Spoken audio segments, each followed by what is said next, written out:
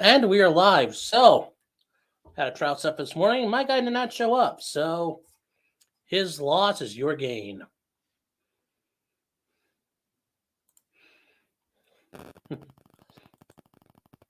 There's two trials still going. I mean, Curtis Reeves is going, but I think that one's pretty much straightforward at this point. There's all kinds of doubt. I really don't. I think he gets acquitted at this point. I mean, who's gonna convict the guy?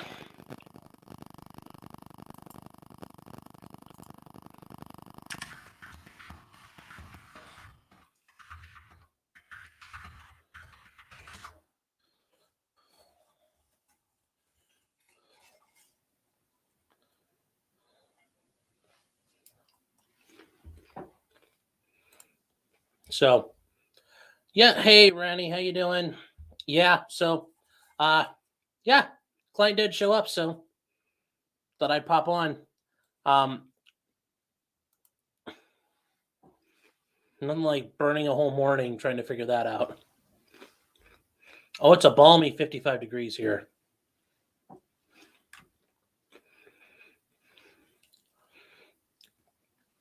Yeah, supposedly he is indisposed for a private reason, so.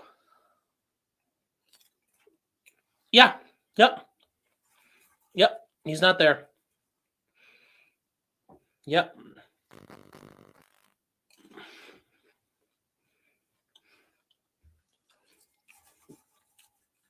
Nah.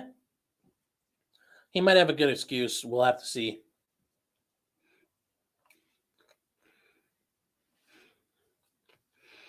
So, time will tell. Now I'm on a complete energy crash at this point. I am so wired up, and now that I'm just crashing, all the anticipation's gone. Yeah, we can keep that one to the side channel. If you would be so kind. Yeah, I know. As soon as I get done with my trial, everybody goes on lunch. So I'm kind of torn between going back to Curtis Reeves because honestly, hi Critter. I'm torn between going to Curtis Reeves because I watched the video yesterday. If that's not reasonable doubt, I don't know what is. His wife went up there. She did a banger job of testimony as well. I mean, I think he's not guilty. I'm actually convinced he's not guilty. I'm in his camp now. He's still an asshole, but he's not guilty.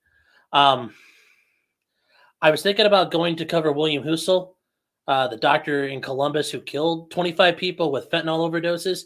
I mean, that's kind of neat. It's kind of interesting. Also, it's an Ohio case, so I can talk about it a little more. And also, Jose Baez is there from Casey Anthony. Like, what do you guys think?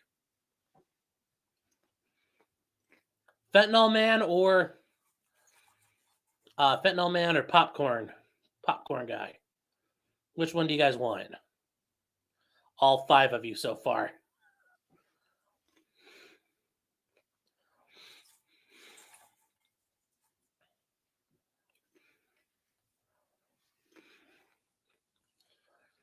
Well, of course it'd be good. I was suggesting it. I wouldn't make you guys sit through nasty, boring stuff.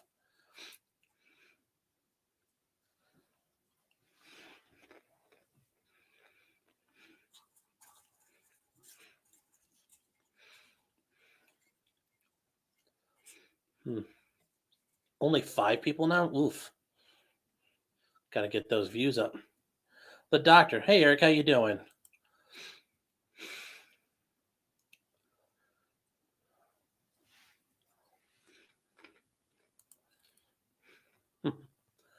Oh,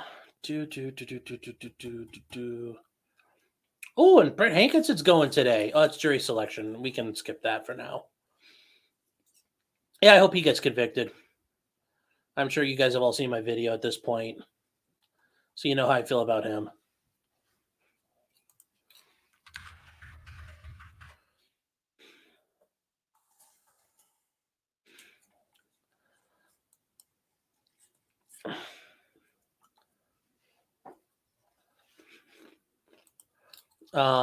Let's see what else is going on here. I'm sorry, trying to look back through some stuff I did before.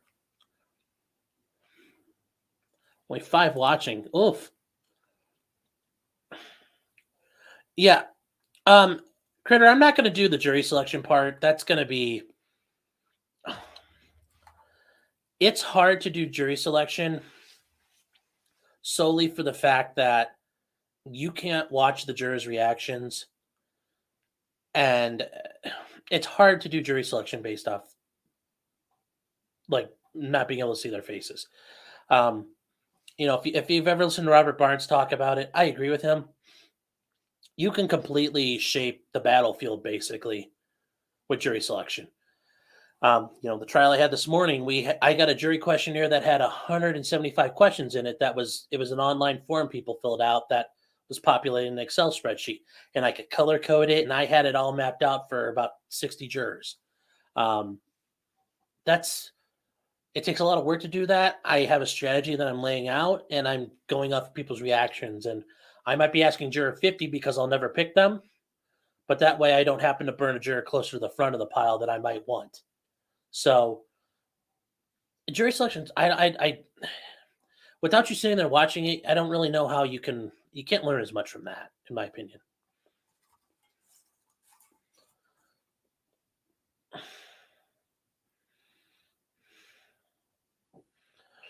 I just knew you wanted to follow this one, waiting for the trial.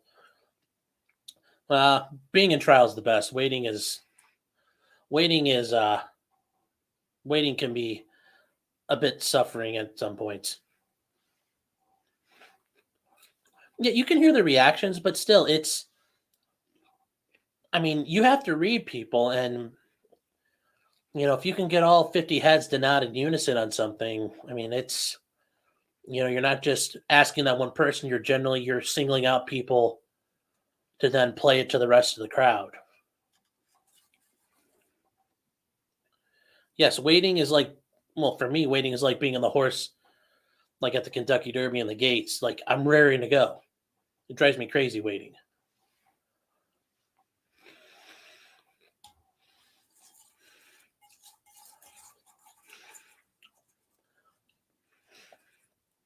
Yeah.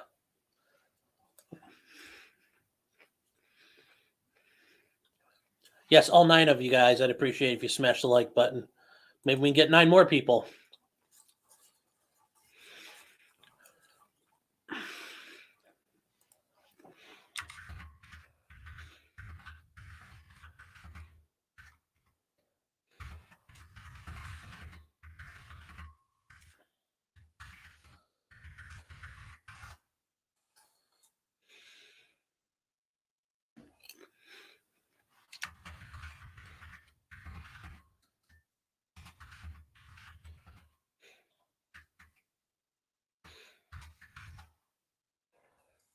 All right, guys, I'm gonna answer an email real quick.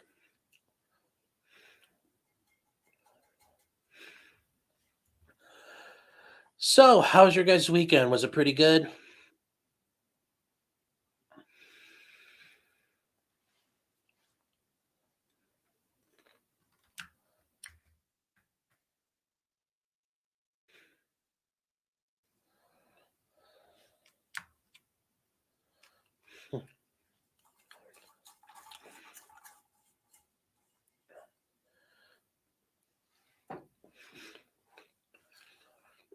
Yeah, Eric, it's a lot for a trial. But that's not every case is the same. I think there are some evidentiary issues that are a little different.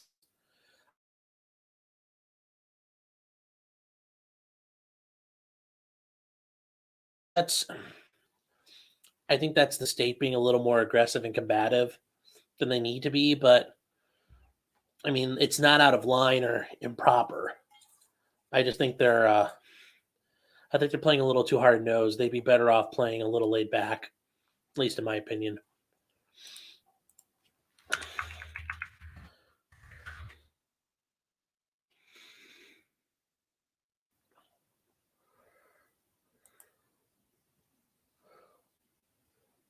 So I wanted to do a little catch up on Dr. Husel. And I'm gonna, like I said, I thought it'd be kind of neat. It's local to me. Um, and where is? Come on.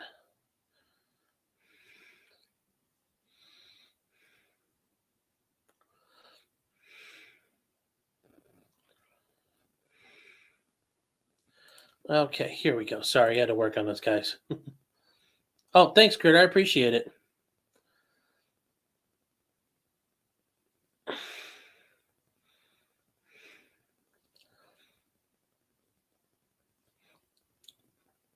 So with William Husel, he is a doctor out of Columbus, Ohio. Like I said, this one I think is kind of nice because I can talk about this one 100% without worrying about me talking out of my ass. And some of you might be thinking, well, you do that enough, but let's save that for the comments. Anyway,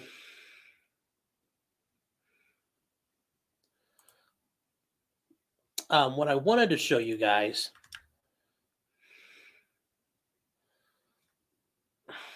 So William Husel is a doctor. He worked at Mount Carmel. That is a hospital here in Columbus, Ohio. And he's facing multiple counts of murder in that he hastened the deaths of people who were dying, predominantly elderly people who were dying, by giving them a ton of fentanyl. Now, I know some of you might know this. Fentanyl is not just a drug that gets thrown in with heroin and mixed up. It's actually was a synthetic opioid meant as a painkiller when morphine and other things weren't enough. Predominantly, especially with terminal cancer patients, they initially made fentanyl as a patch you could give to people, and then eventually found its way into the criminal underworld, and now it's dumped in heroin all the time. His attorney, he's there's going to be, they think, at least 50 witnesses, and this trial could take like 2 months. So we're not going to cover this every day. I don't have that kind of time. And I don't have enough subscribers to make that worth my while.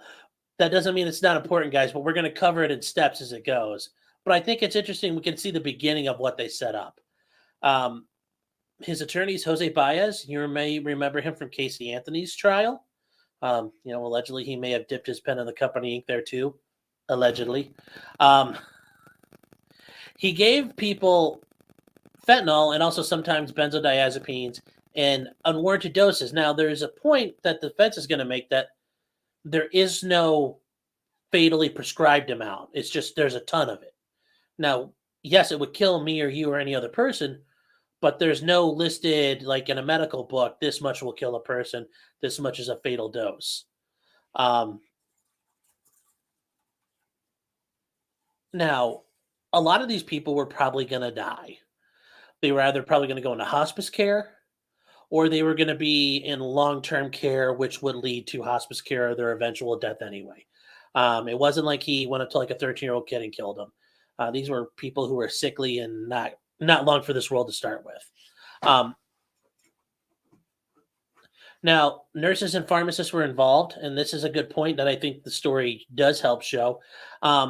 Husel's the only person on trial because he prescribed the medications. He knew what it would do, is their argument, that he knew this would kill them. And he did it with the thought that this would kill them. Jose Baez spoke for an hour. I listened to his opening on the way home from court. I actually thought it was pretty good.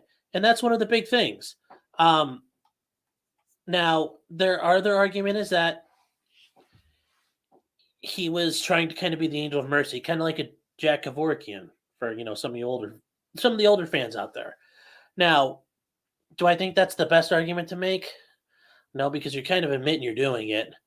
But then again, he doesn't really have much of an argument to make, I would argue.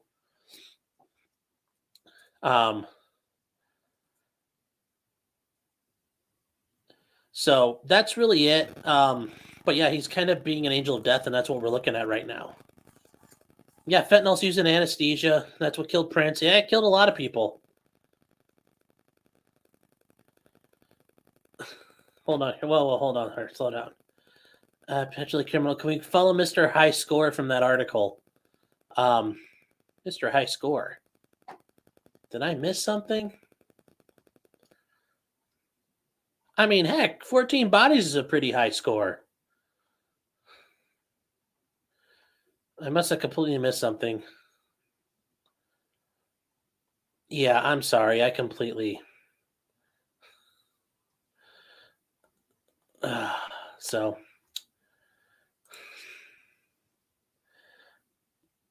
How many is it being charged up to now? I believe it's 20. It says 14 here, but I thought it was 25 counts of murder.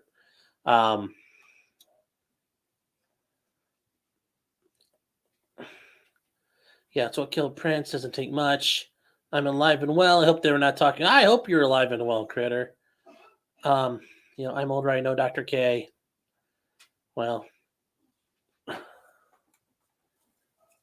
Oh, yeah. We can talk about the DUI guy, Randy. I'll bring that up. He can't be an angel of death without permission, though. And that's a fair point, Sandy, but it's. And yes, those people were dying. And he killed them and they were going to die anyway. But you're right. He robbed them of whatever life they had left. Whether it was 5 minutes, that's 5 minutes they should have had, whether it was 5 days or 5 weeks. Now, I bet there might be some testimony that these people did want to die.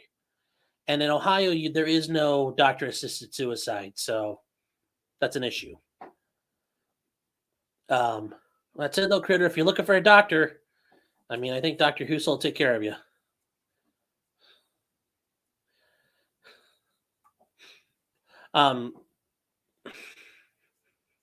So I guess since we got some time to kill, I'm going to talk about this one. And this is a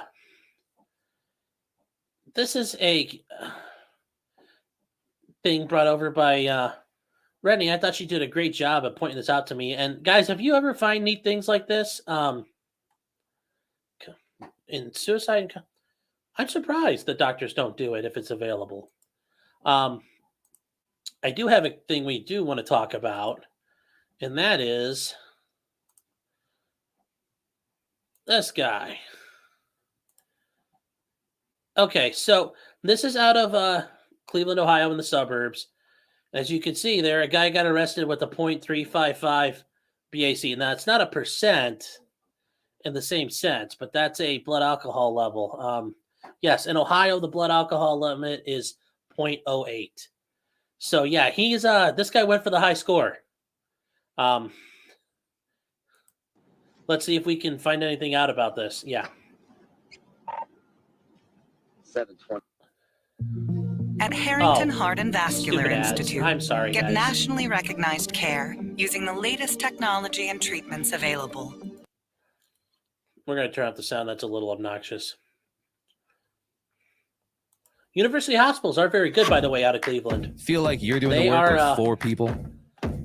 Some of the best hospitals around, aside from the Cleveland Clinic. Yeah, there's a couple cars pulled over I there. know that exit. I drive by it on I-90 all the time when I go see my parents. Oh, no wonder. He doesn't. Ooh, so car went off the road.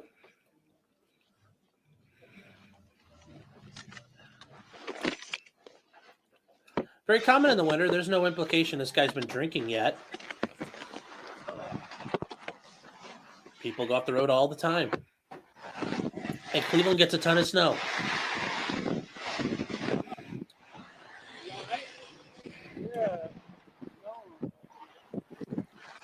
.728. Place going to be Lincoln 309-876. So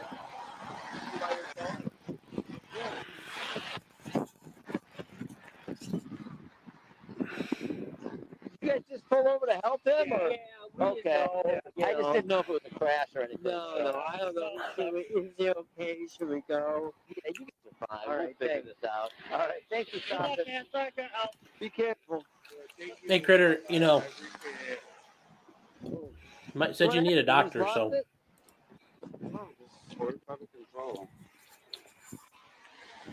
Ooh, You got your ID with you? slurring his speech a little bit. Where are you coming from? From my mom's house, Where'd your mom stay at? right off the Canterbury Road. Okay. You still live on Sweet Briar? Yeah? All right. You good. All right. The car in your name? Yeah, it's mine. What's that? Yeah, it's my name. Okay. Why? No, because a lot of times, Right. He has a temporary license plate a in lot the of times back cars, of his you know, people his say, back you're driving a windscreen. friend's car or a parent's car or something like that. That's why there's no license plate. No. You definitely got buried deep. All right. Where are you trying to get to? Just going home? To go see my mom. Yeah, where's she at? Sleep right. Oh, she was over in Sweetbriar? Okay. All right. How much have you had to drink tonight? Nothing. Like, and not. What's that? Please don't pull me over. Don't pull you over? But please don't. Okay. Please don't. No. I'm just asking you. Like, I'm just asking how much you had to drink earlier tonight. It smells like it on your breath. That's why I'm asking. please. At this point, shut up. This is a helpful tip. Don't talk to the police. They're trying to get more info. You smelling like alcohol and crashing your car is actually enough to prove a DUI. So don't help them out. Don't tell them, oh, I had a beer, because in the courtroom, we all know the beer is more than just a beer. A beer is like 3 or 4. And if you had like 2 or 3, that's like 6 or 7. So don't talk to them. You're not going to help yourself. You're not going to talk yourself out of trouble at this point.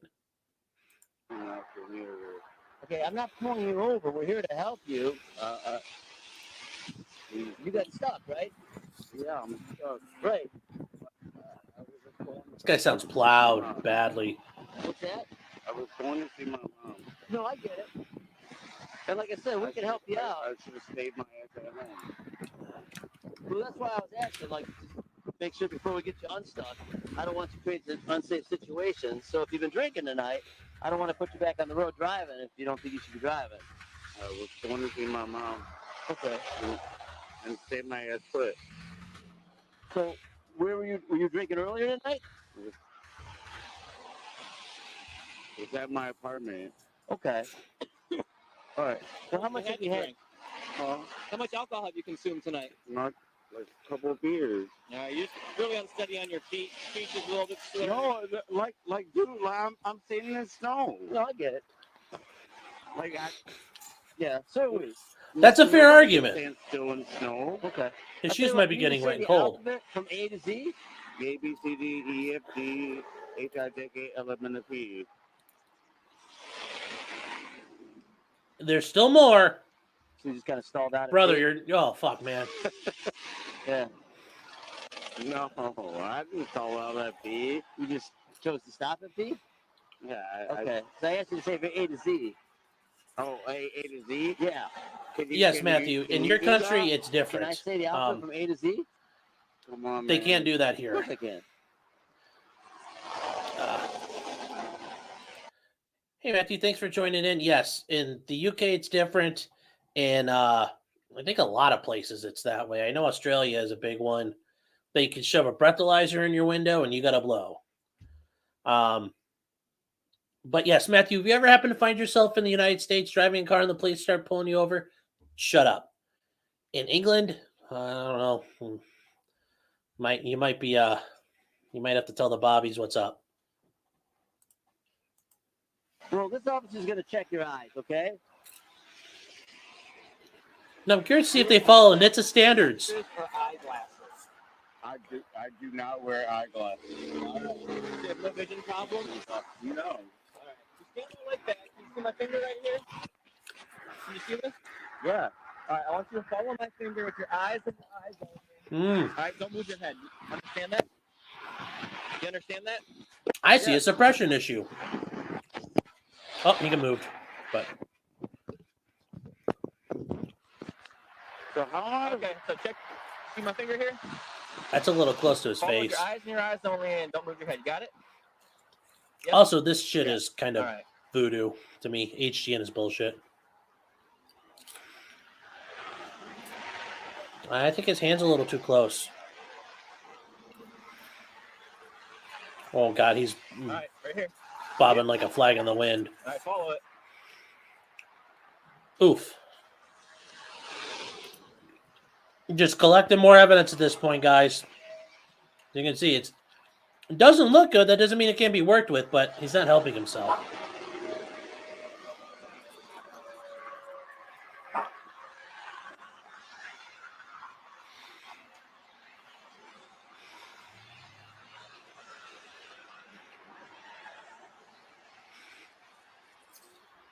No, turn your head.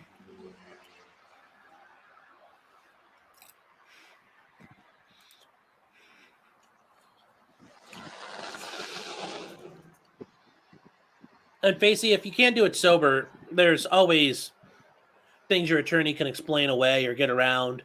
But that one, it's generally focusing on your eyeball movement. So even if you're wobbling, your eyes they'll claim will track properly. Keep your eyes on it.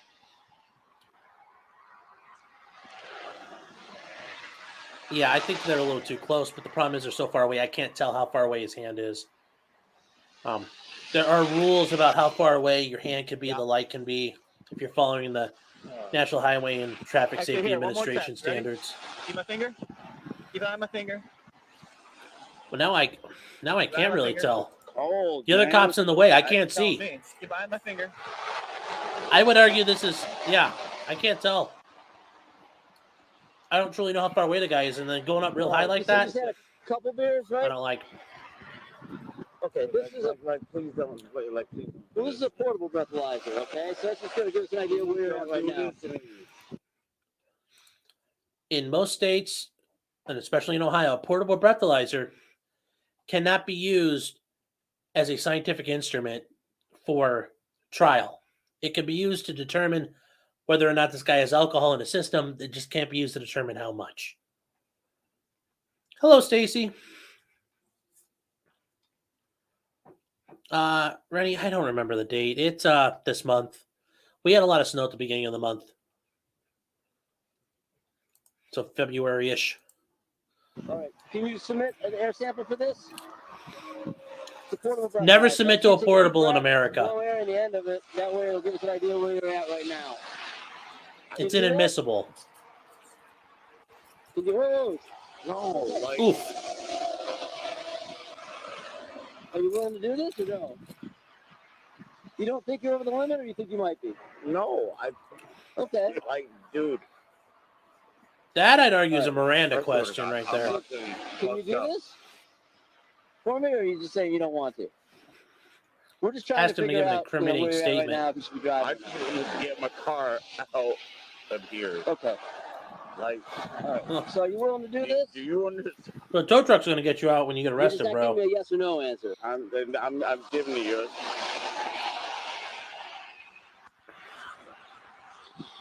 Okay. I'll do it. Okay.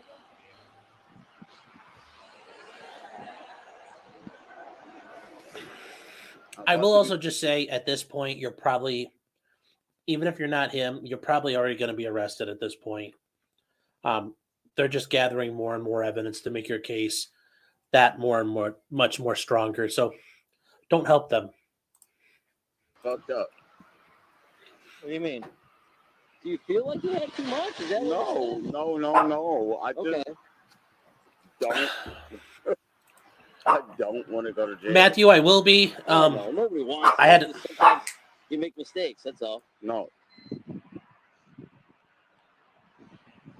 I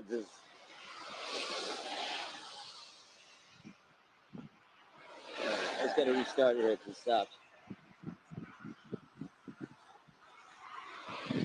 Matthew, yes, I will be reacting to that. I was just a little busy this weekend getting ready for my trial. That didn't happen.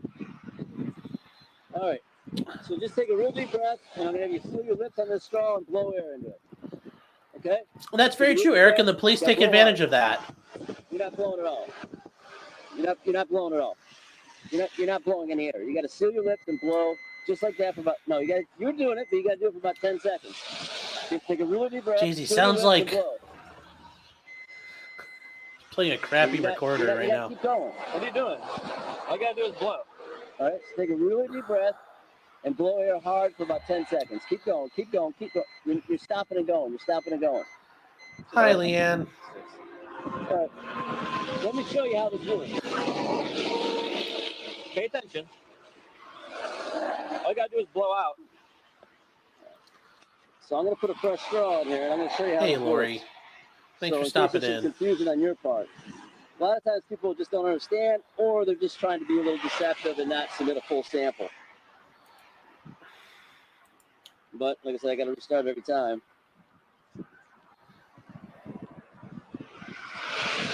Like I said, you started putting air in it, but then you stopped. I just want to go home. I just like. Right. I really want. Well, like I said, you know, We all want to go sometimes you home. just make misjudgments or make a mistake on what's going on. I just want to go home. I get it.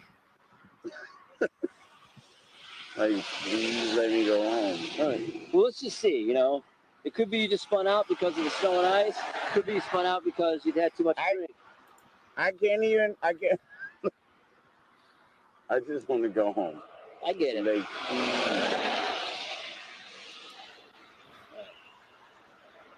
But like I said, you know, you're kind of struggling with the alphabet, and you know, you was checking your eyes, getting indicators. You said you had a couple beers. I just want to go home. I know. All right, I'm gonna show you how this works. Now watch how I do it. Darren, of course he's playing games. He doesn't want to get arrested. I don't blame him. And now I submitted the air sample. You saw how it's blowing, and it's saying 0, 0, 0. All right. So I'm gonna set it up. Do you want to try it again, or do you not want to try this again? Don't try it again, No, bro. because if I don't try it again, then it goes against me. I mean, It doesn't. That's not going to go against you, dude. The fact you can't stand up is going to go against you. The breathalyzer is inadmissible in court. The portable one. It's the one at the station that tells the tale. But he can't stand up. He's slurring. He's wobbling and weaving. Those are the bigger issues. obviously, this is the best way to get an idea where you're at right now, because you said you don't feel like you're under the influence. So let's get this out of the way. Home. All right. Well, I showed you how it works. We know it's working. Oh my gosh. So let me set this up one more time. Obviously, the cold is making everything work a little slower. Yeah, it's cold. It's cold. Well, I know. We're all standing out here. Is that the case, Lori? I thought my stuff popped up when I talked. Here, let me know if this shows up on there. May of 21. Why are you always fucking with me? Why, do you know him? No. It doesn't matter. I haven't said anything yet. I'm just making a mistake, but it expires in May of 21. Doesn't matter. He's just an old plate? Just an old plate. Yeah.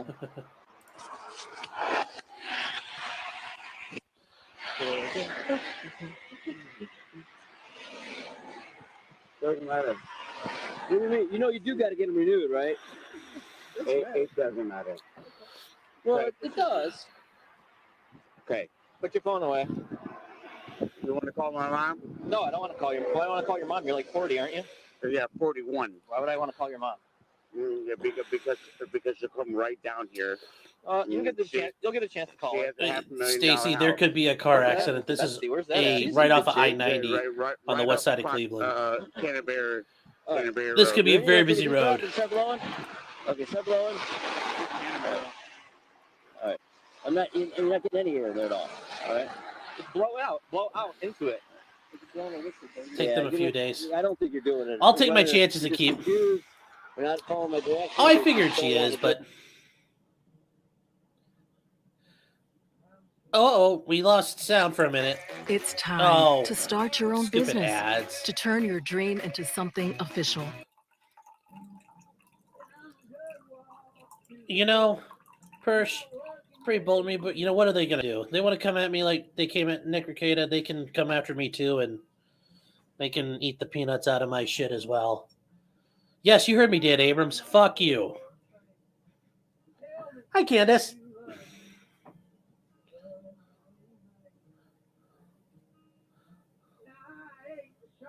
Oh.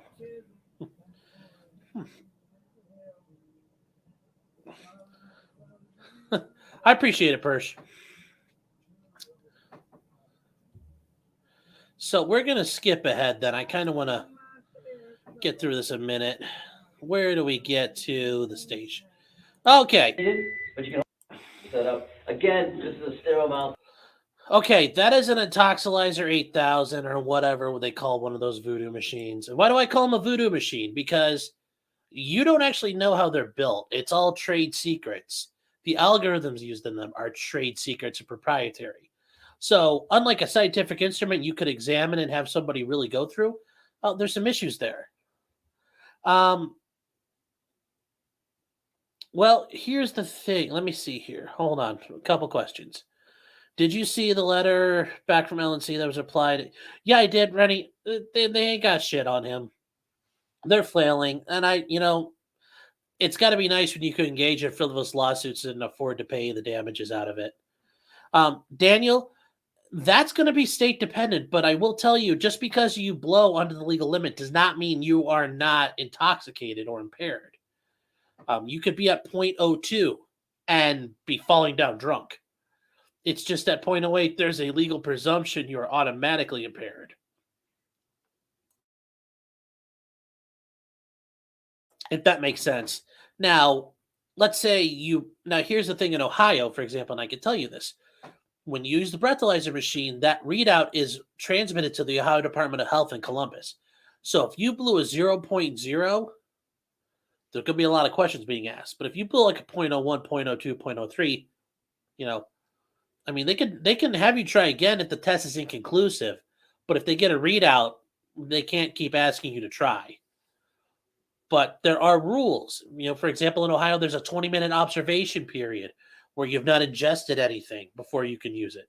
That 20 minutes also includes time in the car, but you have to be observed for 20 minutes. There's other things like, for example, they're not supposed to have radios near the machines because that could screw with it. So, for example, those guys should have taken their radios off and left them in another room. There's different things about how they test it, the way they test it. It should be tested weekly. How do you test it? And then when you do a monthly test, how is that tested? There's a whole checklist and a whole set of things they have to do to make sure it's done properly. I kind of hope that answers your question.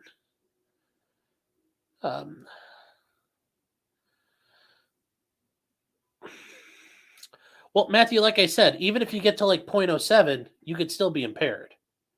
That's it. So it doesn't help you. I've had people get charged with DUIs and OVIs for a 0.05.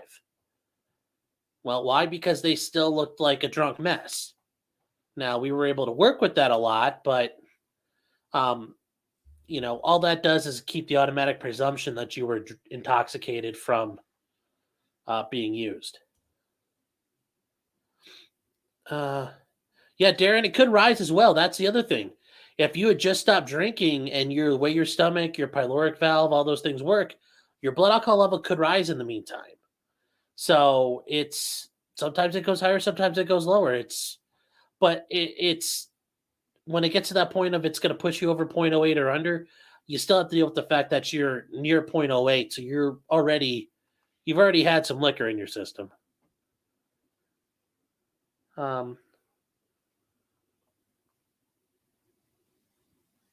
Daniel, if they did that,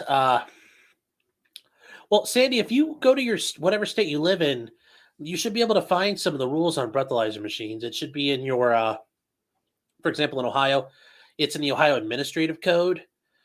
You can Google some of this and find it out and just see all the things that are attached to it. And also, you can read about how these breathalyzer machines are. We don't really know how they work. Like, you don't know how it works. It's basically like blow in air, result pops out, but there's a big question mark in the middle. And I'm not joking when I say this is kind of like on polygraph levels of voodoo. Like, we don't know how these work, and that's a problem. Unlike a blood test where we know how that works, or a urine test, we understand how a spectrogram works or a spectrometer works. We don't really understand how these work. And I've been at a DUI seminar with a room full of defense attorneys, and they can kind of tell you how it works, but they don't know for sure.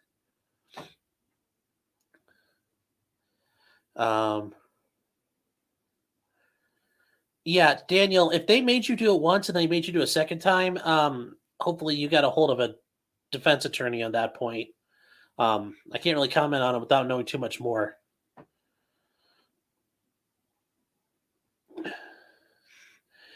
Daniel, that's going to be state dependent, but I would argue if they're going to do a blood test, you generally don't get to state how you want to do a test. So, for example, he's about to do a breathalyzer. In Ohio, you can do blood or urine. You don't have the right to say, I demand a urine test or I demand a blood test. If the cop is willing to work with you on this, he might say, sure, here, pee in a cup. Or he might say, I don't give a shit, you're using the breathalyzer machine. And if you refuse, your license is automatically yanked. So, something to think about. Now, if you use the urine test or the blood test, I mean, especially the urine test, in Ohio, those get sent out to the Highway Patrol Crime Lab. Everybody in the state sends it out. So until you actually get the results back that you were impaired, your license is not suspended. So it may take 3-4 months for your test result to come back. You can always drive around while your pee sample is getting tested. So there's an advantage to getting a pee test done. But if the cops aren't going to play that game, then you don't want to do it.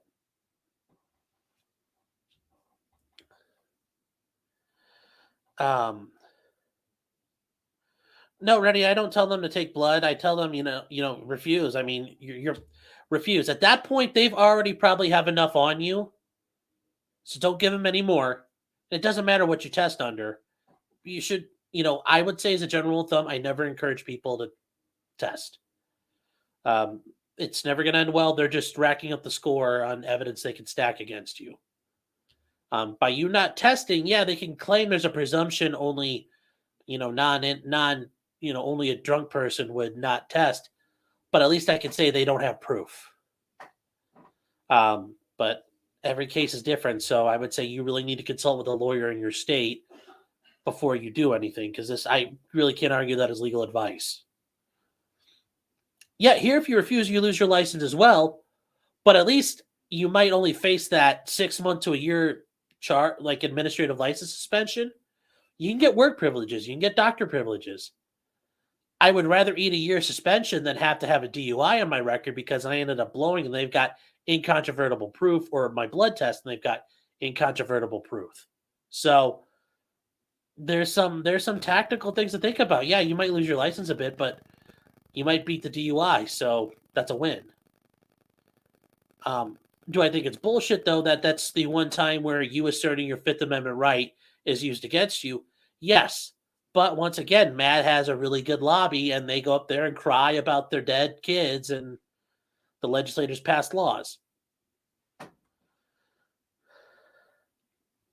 And in your state, that might be a thing to do. But, I mean, here in Ohio, we don't, every attorney is different. But generally speaking, I don't encourage people to do anything. Do they drink? Did they do drink driving roadside test to see if they're falling over, which then indicate the breathalyzer test? No, Leanne. He had slurred. His words were slurry. He smelled like alcohol. He wasn't steady on his feet. It looks like he failed the horizontal gaze nystagmus test. It's this one here where they try to track your eye movement. His eyes were probably jittery. He admitted to drinking, and he had crashed in a single car crash. That's enough probable cause to get you to breathalyzer stage. Even if he didn't use the portable one, that they got enough there. The cold can also affect breathalyzer tests. Yeah, there are a million factors, and like I was stating, having a radio nearby can affect it. It really depends on where you are. That's why there's that 20-minute time period. That's why they take you to a secure location where it's nice and it's temperature controlled. I mean, if this is supposedly a scientific device, they have to keep everything set to the same standard and repeatability. So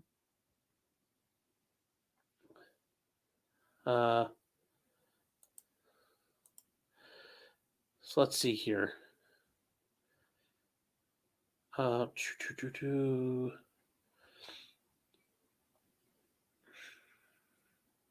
Yeah, and like I said, there's a million different things you have to consider, and that's why I would say, generally speaking, no, but you need to sit down with an attorney and talk to them about your game plan. You might have a medical condition where it benefits you to do it. There might be times where you think, oh my gosh, I probably am like close to being sober, and you go for it. I don't know. You also think about, like, let's say you do blood or urine and you test positive for marijuana. Well, you may not have been high right that moment, but you might pass the threshold. So there's a million things to think about where a breathalyzer would have no idea that you might have no idea that you were under the influence of marijuana. So it's all about just thinking about what's going on there.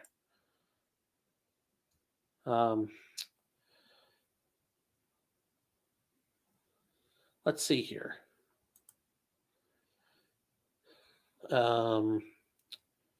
I hope that made a lot of sense. That was a lot of crap. Yeah, 0.04 on NyQuil. That could very easily happen. So let's get back to this. I talked long enough. Put it on there. No wheels. If you want to stand over here on my right, you can hold the hose. It's heated, but you can hold it. You just got to seal your lips on the end of the straw and just blow continuously for about 10 to 15 seconds. Blow until all the air's out of your lungs. Take a really deep breath, and then just start blowing consistently. Just like the harder you blow just also like raises your blood alcohol level. You get all the air out of your lungs. You're doing it just fine, though. That's perfect. When you feel like all the air is out of your lungs, just take the mouthpiece out of your mouth. There you go.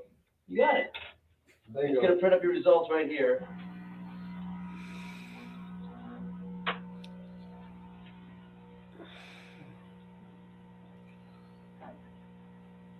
Also, I would give credit to Cleveland Area Body Cam. This is their video.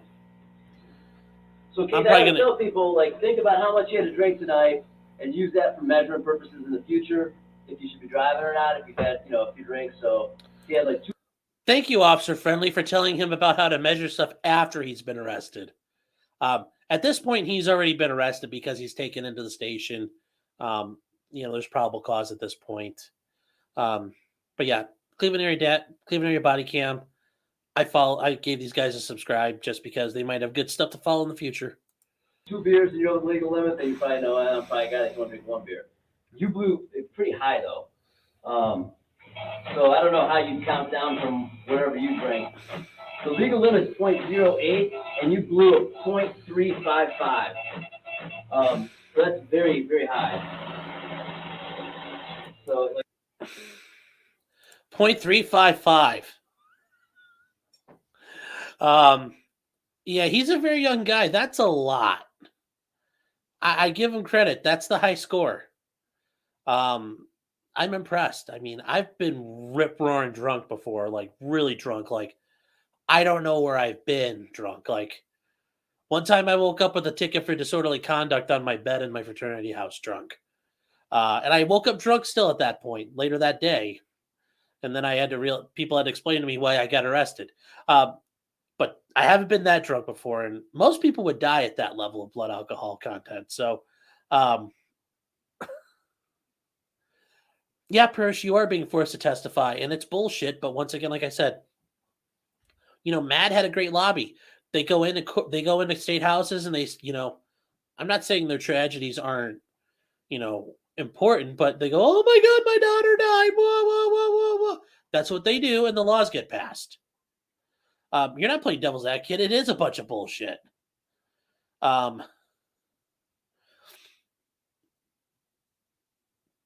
So I'd have died before I got to you. I probably would have too, Sandy. That's insane. But yeah, it spits it out on that little piece of paper, and then that goes with him. They then do some more things they have to follow under Ohio law to solidify the DUI, and then it gets put up to court.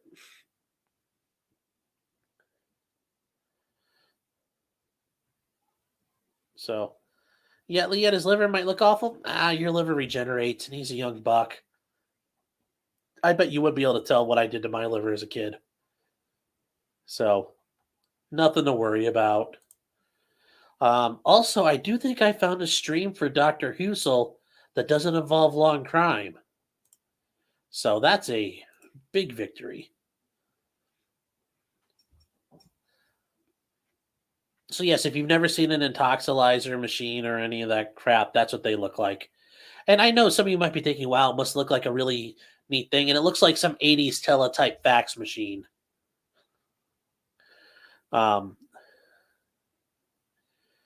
Caleb, like I said, MAD had a really good lobby and they got a lot of laws passed. Now, the idea about you being drunk, you can consent. Voluntary intoxication is not a defense to many laws. Okay. So, for example, if I got really drunk and killed someone, yeah, obviously, if I was sober, I wouldn't go run around telling the police I killed somebody. But if I intentionally get drunk and voluntarily get drunk, then I'm toast. Okay, my admissions or everything's correct. Okay. Um, Same thing goes for normal drugs. If you take a bunch of meth voluntarily and you go do some crazy crap and then you admit to it, um, voluntary intoxication is not a defense at law. Involuntary intoxication is. That is really, really hard to prove, though. But for example, let's say I'm drinking a glass of iced tea, but let's say somebody put a little bit of adult stuff in here and I wasn't able to taste it and I got rip roaring drunk and I had proof that this happened. Well, then that's involuntary. Or if you eat some, like you give a 5-year-old a brownie that's laced with THC. Yeah, he's going to be all hippity dippity, but he didn't intentionally do that. He was involuntary intoxicated. So that's the difference. That's why. And even if involuntary intoxication wasn't a defense, Mad would have gone in and dragged their dead kids in front of the state reps and got that law changed. I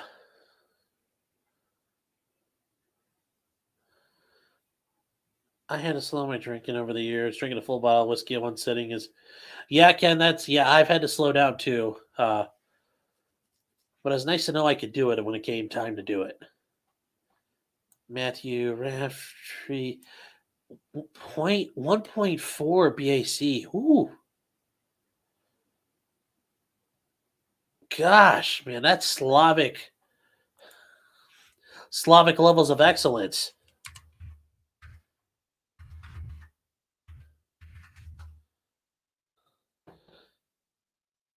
I think maybe I would agree with that, but I'd be careful about that, Matthew, because I'm looking at it, and it's from Guardian Interlock, so it's the people who are in charge of putting what we have in America are the interlock ignition devices where you have to blow into the machine to get your car to start. So I'd just be careful. That might be them pushing out bullshit propaganda to try to get people scared and say, "Oh no, there are drunk drivers everywhere. Buy our shit, courts." I would just caution that. I bet it was high though. Polish people like to drink almost as much as Finnish people.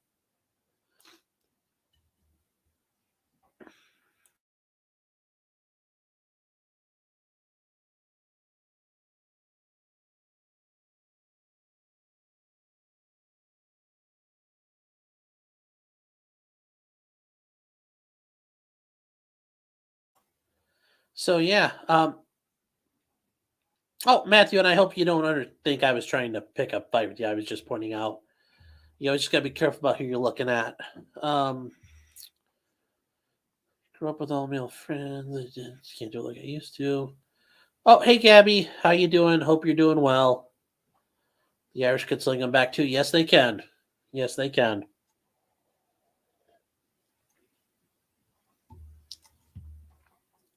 A little conflict of interest. You're smiling, so it must not be bad, but I'm not sure what you're talking about. Let's see here. Dr. Husel, come on.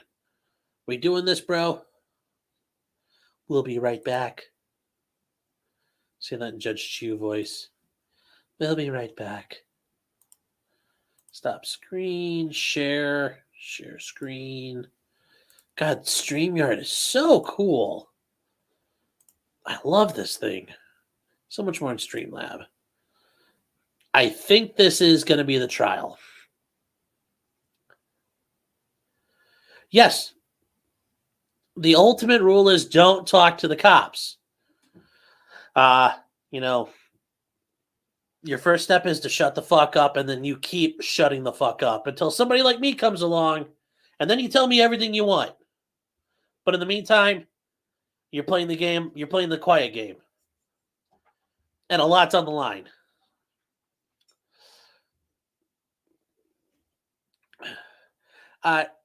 I mean, there's times where that might work. But I would be careful about that. I mean, because when you say, "Oh, you didn't know when was I drinking?"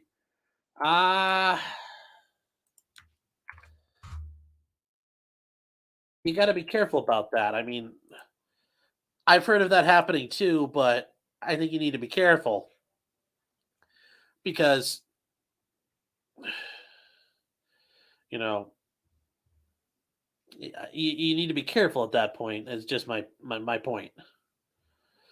Because if he can still tell you have glossy eyes and you're unsteady on your feet after you literally had just slammed it, well, then it's clear you were drinking beforehand. So, just I think that's been more of an old wives' tale than anything. Oh yeah, here we go. It's game time, kids.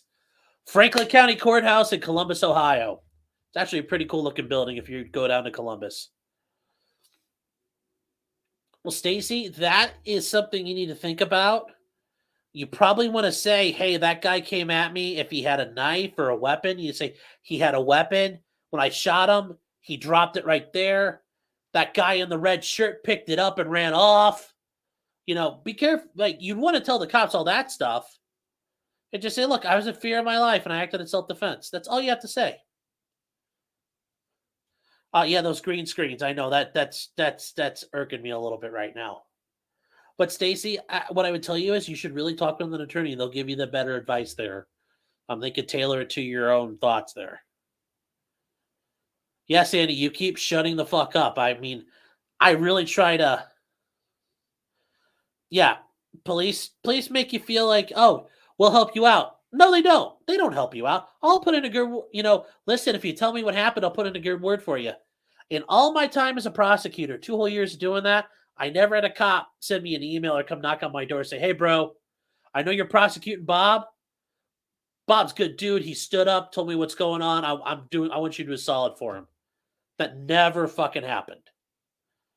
And my defense cases, that never fucking happens. They're not there to help you. You're not making it easier on yourself. You're making it easier for them. You're making it easier for the prosecutor.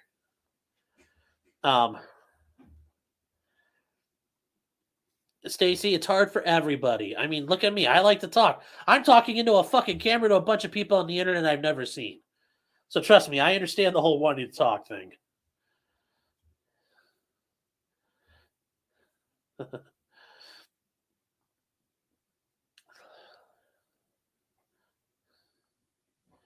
Well, Stacy, you might need an ambulance. I mean, if I got into a deadly force encounter, I'd want to be checked out. It's kind of like, who knows? Oh no, well, I mean, he's an older guy. I mean, he's in his, well, I should be careful. I know some of you guys are older, but he's in his 40s. I mean, I don't know what you guys are expecting.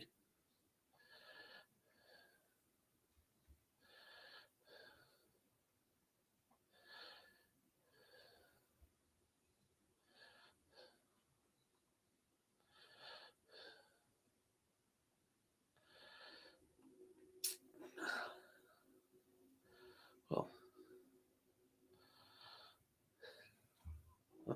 so actually here, we'll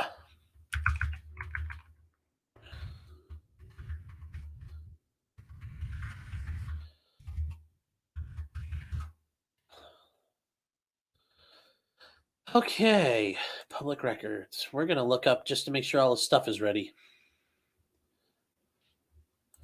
Somebody's humming along.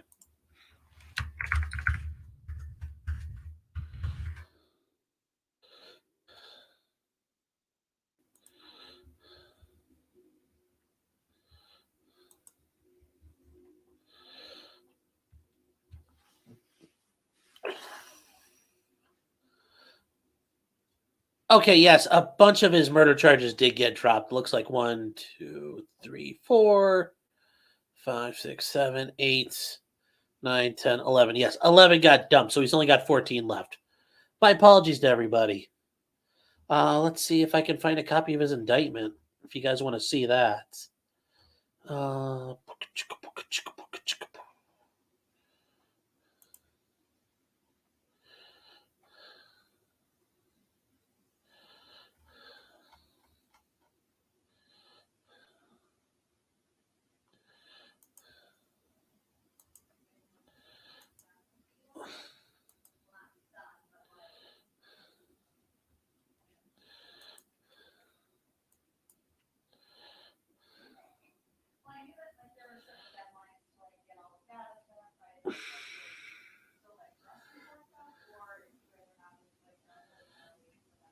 Uh,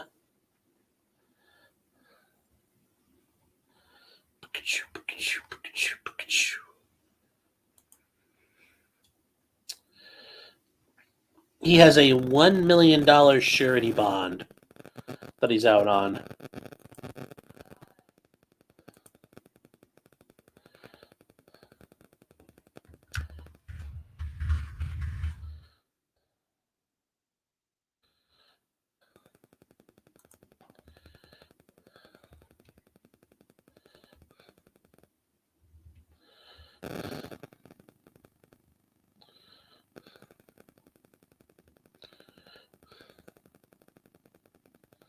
We don't have to rise, guys. Sit tight.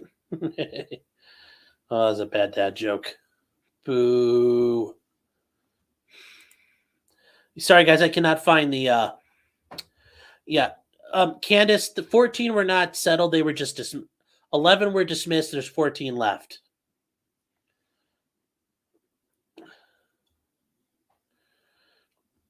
Oh, wow. You guys talked while I was trying to read through his case file. What do you mean private? They're all privately owned, I suppose. Yeah, look.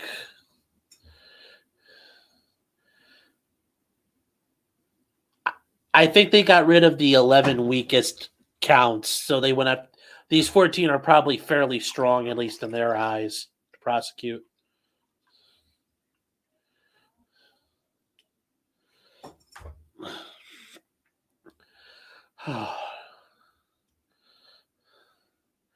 Yes, Franklin County is very COVID conscious. The courtroom I was in today, there were no masks, no barriers, nothing.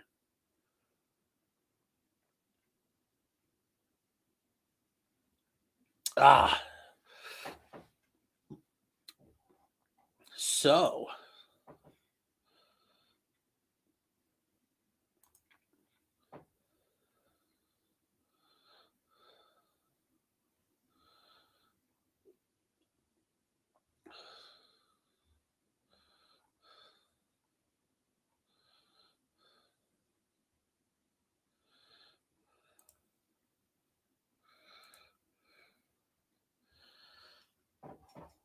Okay, this COVID stuff is ridiculous.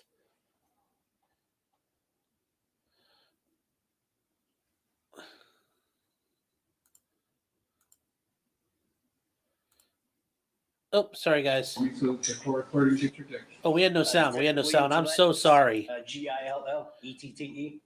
The first name? William. William. Okay. You may proceed. Thank you, Your Honor. Why was the bond high? It's murder. Where are you employed? Columbus A Police ton Department. of murder counts. He And could What run. is your official title now? Right now, I'm working in homicide cold case And how long have you been in that position? since 2012. And prior to that, where were you employed? Still with the city of Columbus, but I was in our regular homicide unit. And how long were you in the regular homicide unit? From 97 till 2012. Was that your first position? with Jesus Columbus Police Christ, this is Department really or- loud sound. No, I was in patrol from, came on in 1992, and then to 97 is when I went into homicide. And prior to that, were you employed in law enforcement anywhere? No, ma'am. What type of education or training do you have to hold your position as a detective with Columbus Police Department? I just have a college degree, and then the rest of it is on the job training. Okay, college degree in what, sir? Marketing, And when did you obtain that? 1990. And then law enforcement training specific, did you go to the police academy? Academy, yes, ma'am. And straight from there in Columbus Police Department? Correct. Tell us a little bit about what your current It's okay, job Leanne. duties No are worries. as a cold case homicide detective. Cold case, when we work our cold cases, it's cases that we didn't start working, but some other detectives did. And maybe they've, run into a brick wall. They just can't go any further, with the case. They'll assign it to us and we'll look at it, we'll review it, we'll assess it to see if there's anything else that we can do, with the case. Interview witnesses, see if there was any DNA at the time that can be tested now, fingerprints, stuff like that. How did that differ from what you did as a normal homicide detective? Normal homicide detective is we'd get called and you would get to the scene. as a fresh homicide. You would work the scene, interview any witnesses, process the scene with CSSU. And if you had any suspects at the time, you would interview them also, collect any evidence. So a regular homicide is from basically you start at the beginning, until the end. Our cold case is you come in after, another detective has worked it for a while and see what you can do with it. Now, would a cold case also include something that is discovered maybe years to months after the victim died? Yes. Is that what occurred in the current case we're here on today? Well, how this occurred, you want me to go into how? Sure, go ahead. Okay. Ron O'Brien was the prosecutor at the time here in Franklin County, and Jimmy Lowe was an assistant prosecutor. On December 6th, I got a call from Mr. Lowe, myself, and Detective Pennington and Sergeant McConnell asking to come down to their office down here because they had a situation that they wanted to talk to us about involving a doctor at Mount Carmel West Hospital. Okay, and you said December 6th. What year was that, sir? 2018. Okay, so you came and spoke to the prosecutor first? Yes. What did you gather as far as what your investigation would encompass from that? Well, what we were told was, like I said, there were two instances. One was November 19th of 2018, where a victim by the name of Miss Walls got 1,000 micrograms of fentanol. And then the very next day, that's a lot of fentanyl. There was another victim that got 2,000 micrograms of fentanyl. That's a lot of fentanyl. An attorney, Greg Peterson, for Mount Carmel West, reached out to Mr. O'Brien and said, hey, we would like you to look at this to see if there's anything criminal, with this. And so what Mr. O'Brien did is he contacted my deputy chief, which is Tim Becker, and asked if he could use our homicide cold case squad. Mr. O'Brien knew that this was going to be a lengthy investigation. And at the time, we had had quite a few homicides, record homicides in 2017 and 18 in the regular squad. So he asked if we could do this because he knew it was going to be a lengthy investigation. All right, and that was December 6th of 2018. From that information, did you develop a preliminary suspect that you were going to be dealing with? Yes, it was Dr. William Husel. And do you see that individual in the courtroom here today? Yes, ma'am. Could you please point to him and tell us what he's wearing? Judge, we stipulate to identification. So stipulate. Thank you, Your Honor. Ladies and gentlemen, a stipulation is an agreed fact. Okay? Everything else you use your weight and credibility to evaluate, but a stipulation is you're to take it as a true statement. So they disagreed that it was the defendant that was being identified.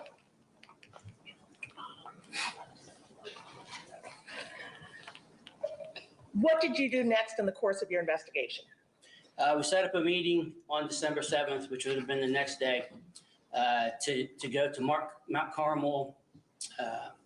It's I can't remember what it's called, but it's on Broad Street. It's across from the hospital. It's their kind of operation center over there to talk to Dr. Larry Swanner and attorney Dan Hackett, who is an attorney with Mount Carmel.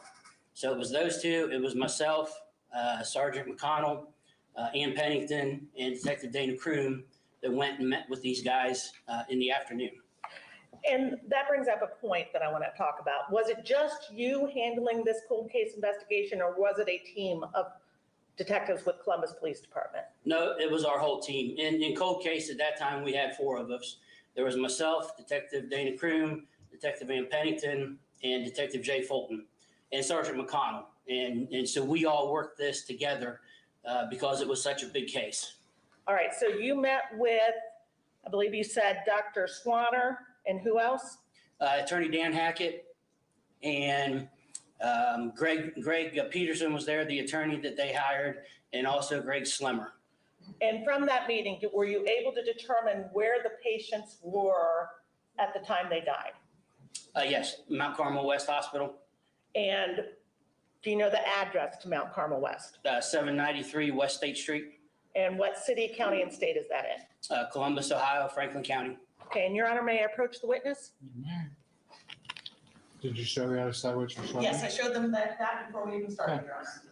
Detective Gillette, I'm handing you what's marked for identification as State's Exhibit 15BB. Can you identify that for us? Oh yeah, that's Mount Carmel West. And does that photograph show Mount Carmel West in the same or similar condition as you saw it that day? Yes, ma'am. Your Honor, permission to publish for the jury? No objections. Thank you. May. It's up on the screen, sir.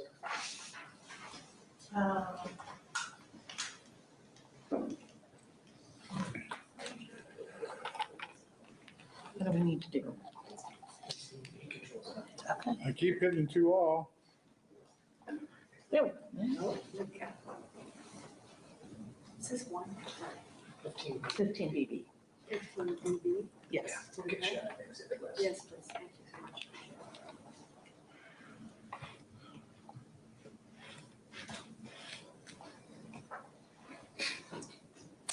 Great picture of me.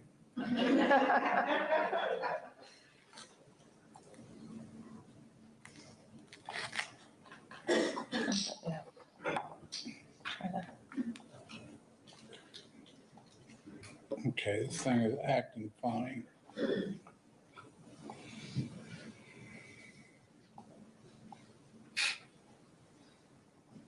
want me to hit?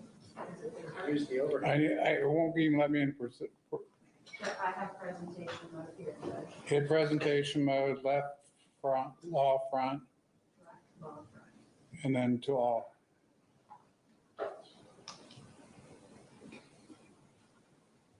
It's up on that screen, but it's not up on the big I screen. was going to say it's showing up in ours also, Your Honor.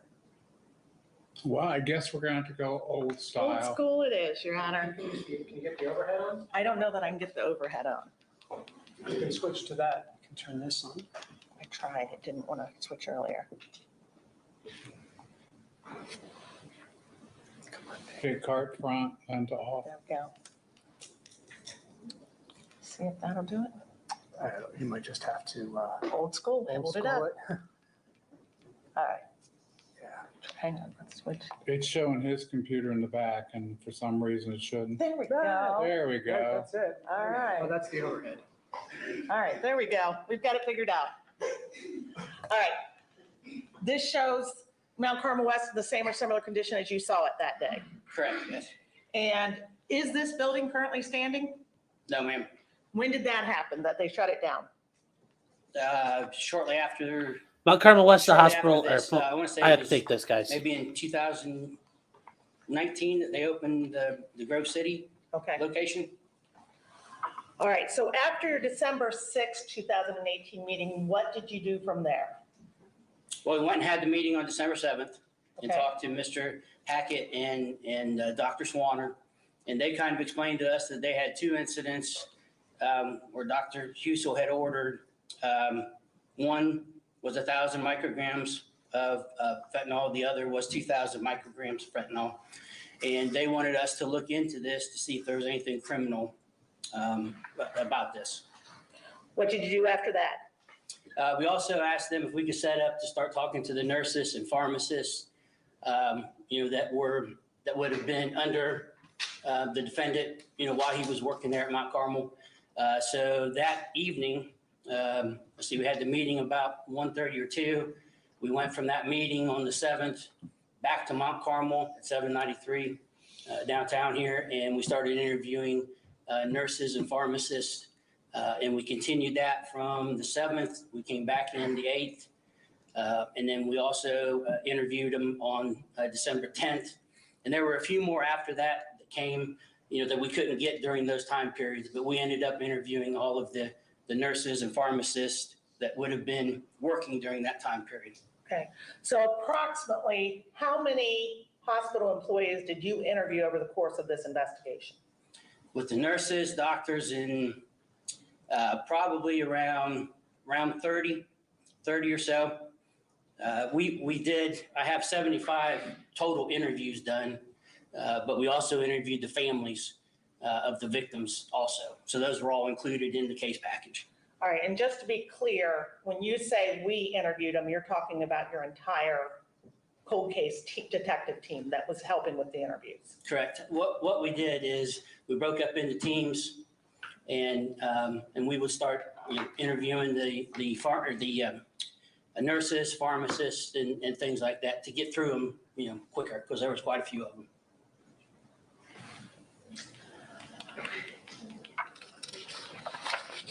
Now, when you first started these interviews, did you have access to all of the medical records of all the potential patients who could be involved in this? No, we did not at the time we started. Why not? Because they just didn't have everything at that point. We knew about, like I said, Miss Walls and Miss Penix, and we knew the amounts that were used there. But what they were able to do for us is they were able to give us, in some instances, one of the nurses, they might tell us, okay, this nurse was working on this night, when Dr. Husel was working, and they used this much fentanyl, this much Versed, or whatever the medications were. And then we would just go in and talk. They didn't have any names, but, they were able to give us the amounts. And so we would go in and talk to them to see if they would remember this, ask them any questions, about this, everything that they could tell us. In the majority of cases, were they able to remember those patients, if not by name, by circumstance? Sorry, guys, I had to take that phone call. Some were, and most of them were not able to now. At some point, did you obtain the medical records of the possible victims in this case? Guys, they're not fans of Jose Baez. Once we were able to establish when Mount Carmel apparently did the audit to give us some names, then we were able to fill out subpoenas and get medical records from all of these individuals. So that would be pursuant to an investigative or a grand jury subpoena? Correct. How long does it typically take to get medical records when you're using one of those subpoenas? Depending on where it's at, it could take a week up to 3 weeks, or maybe even longer. It just kind of depends. Do you remember what day you were able to obtain at least the majority of the medical records on?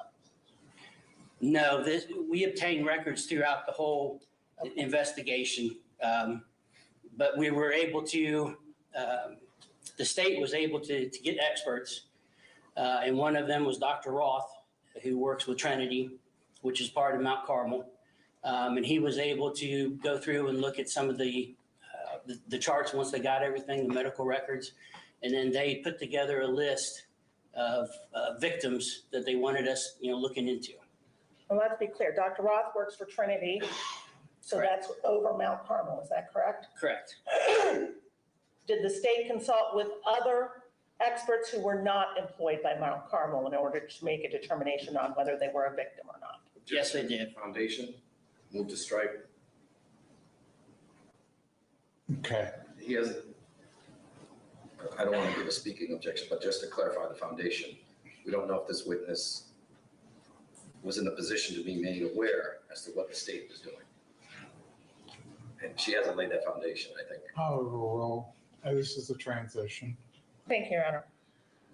Were you aware of whether or not the state was obtaining expert witnesses to look at the medical records? Yes, they did. And did they in fact do that? Pardon me? Did the experts in fact look at the medical records? Yes, they did. From there, were you able to determine a number of victims that you were looking at for criminal cases? Yes, we were. How many of those were there initially?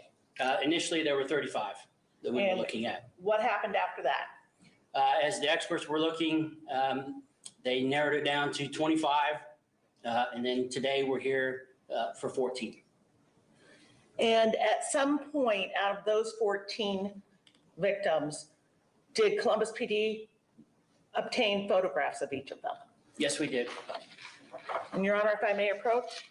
May.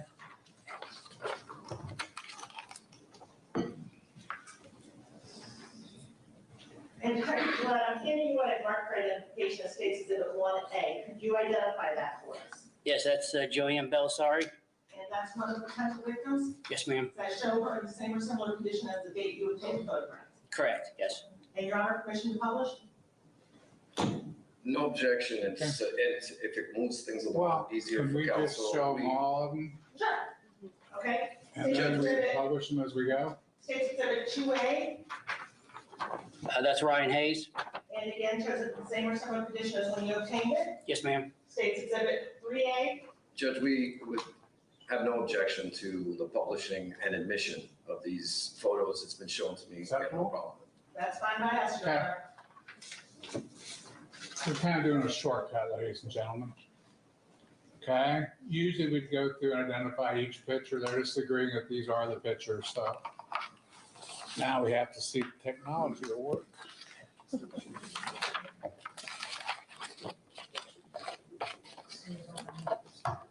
No. So, Your Honor, just for the record, then we have a stipulation to the authenticity and ultimately what will be the admission of States Exhibit 1A through 14A. Yes, ma'am. Okay, thank you. Okay. Are you going to show them or? Holy shit, these guys are flying out the gate. I got the screen up where she can show them. Okay, so Detective Gillette, you indicated that was Joanne Belisari, States Exhibit 1A, Correct.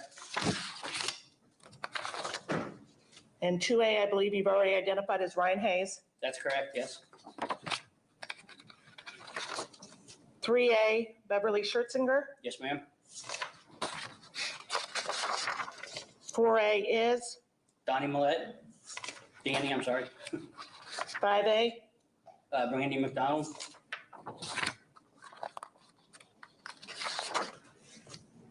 6A, Francis Burke. 7A, Jeremy Sue Hodge.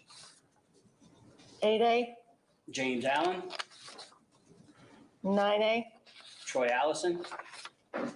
10A, Bonnie Austin. 11A, James Timmons. 12A, Sandra Castle. 13A, Rebecca Walls. All the and victims. 14A. Melissa Penix. And Miss Penix and Miss Walls were the one you indicated that the hospital had given you initially. Correct, yes. When did you become aware of the other potential victims? It was shortly after we started interviewing the nurses and pharmacists. The day had developed a list for us, and then we were getting those medical records. As soon as we got the names, from that list. And did you interview the nurses and pharmacists who were involved in all of these victims' cases? Yes, ma'am.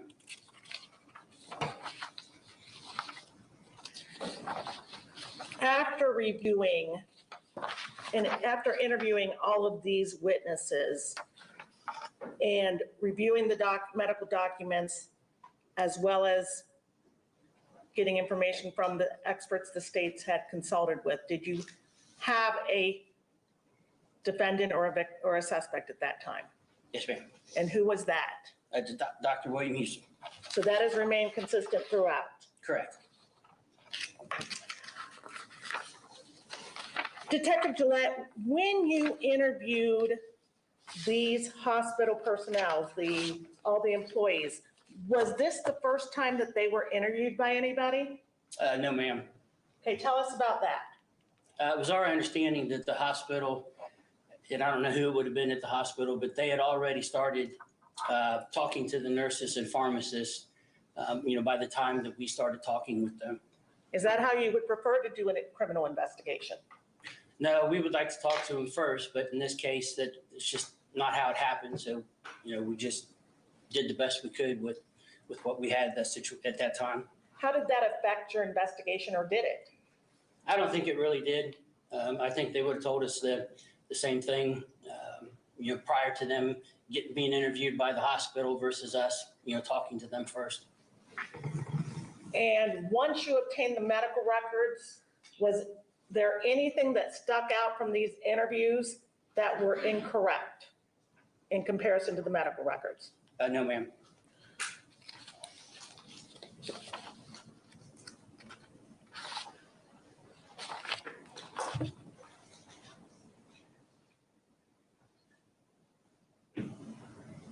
Thank you, sir. No further questions, Your Honor. Mr. Baez?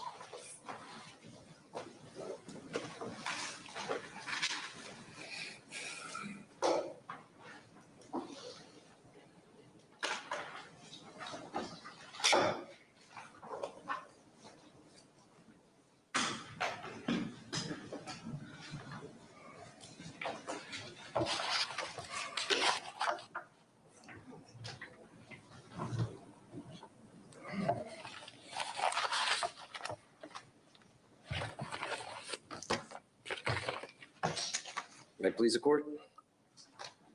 Prosecutor. Good afternoon, ladies and gentlemen.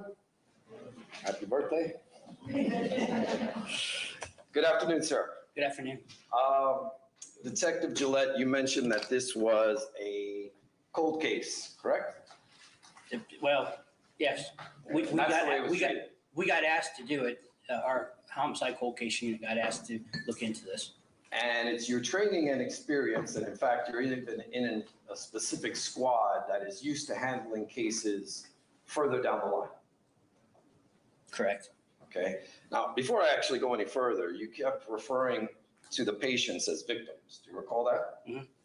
Okay. You have to say yes for the court. Yes. Yes. Okay. Now, of course, we haven't had a trial yet, right? Yes. Okay. So that's really for the jury to decide whether they're victims or patients, correct? That we thought they were victims, so that's why I said victims. Okay. But I'm correct when I say it's for the jury to decide whether they're patients or victims, right? Correct. Okay. So having said that, sir, you mentioned that the way this case started was that Greg Peterson had reached out to Ron O'Brien, who was the elected prosecutor, correct? Correct. Yes. And you were, of course, familiar with Mr. Peterson, right? Yes. He's a well-known attorney locally? Yes, sir. Okay. He's also a former prosecutor of 14 years, correct? Correct. And in fact, former judge. Yes, that is correct. So he's well-known within these parts. Yes. And fair to say he has a good relationship with Mr. O'Brien? I would have to say yes. And he was the person who was running point between the hospital and the prosecutors, correct? Correct. He is a criminal defense lawyer, right? Yes. Okay. He doesn't work for a large healthcare firm, right? Not As far that as you I'm aware know? of. Okay. Not that I'm aware of. Okay. And when this happened, did that spark your interest as to why a criminal defense lawyer was representing a hospital? Not really. Never entered your mind to question that? No, sir. Okay, what about the other gentleman who you met with? I think you said his name was Mr. Slimmer? Yes, sir. He's a criminal defense lawyer. Right. Okay, so two criminal defense lawyers come to you and you're meeting with them as the point of contact between the hospital and Mr. O'Brien's office, right? Right. But there was another lawyer there, right? Yes, Mr. Hackett. Mr. Hackett's a lawyer, right? Mm-hmm. And he works, you have to say yes. Yes, sorry. Okay, now, Mr. Hackett wasn't the one that reached out to Mr. O'Brien, right? As far as you know. As far as I know, correct. Yes. And he's actually the lawyer for the hospital, right? Correct. Yes. And would be most familiar with their process, correct? Right. Have you ever handled a healthcare case before? No, sir. Ever investigated a doctor before? No, sir. Ever investigated a nurse before? No, sir. Ever investigated a physician assistant? No, sir. A pharmacist? No, sir. Okay. And when you got this case, as you mentioned, it was a cold case, right? You have to say yes? Yes, I'm sorry. All right. Yes. Now, having said that, there was no rush, right? Well, we wanted to look in to see what was happening at the hospital. So, Okay. Yeah, there was kind of a rush based on what they had told us had transpired on November 19th and November 20th. Let's break that down for a second. Dr. Husel was already fired, right? He was Yes. fired that day. Correct. Yes. Okay, so there was no issue with Dr. Husel seeing patients at the time. Correct. Okay, and you didn't even have a name of the patients, correct? Correct. And you also didn't have any medical records. Right. So you had absolutely no idea how terminal these patients were. That'd be fair. Yes. And you had no idea as to what kind of care they received while being at the hospital. Correct. Okay. Now, you're a local law enforcement officer, correct? Yes, sir. Now,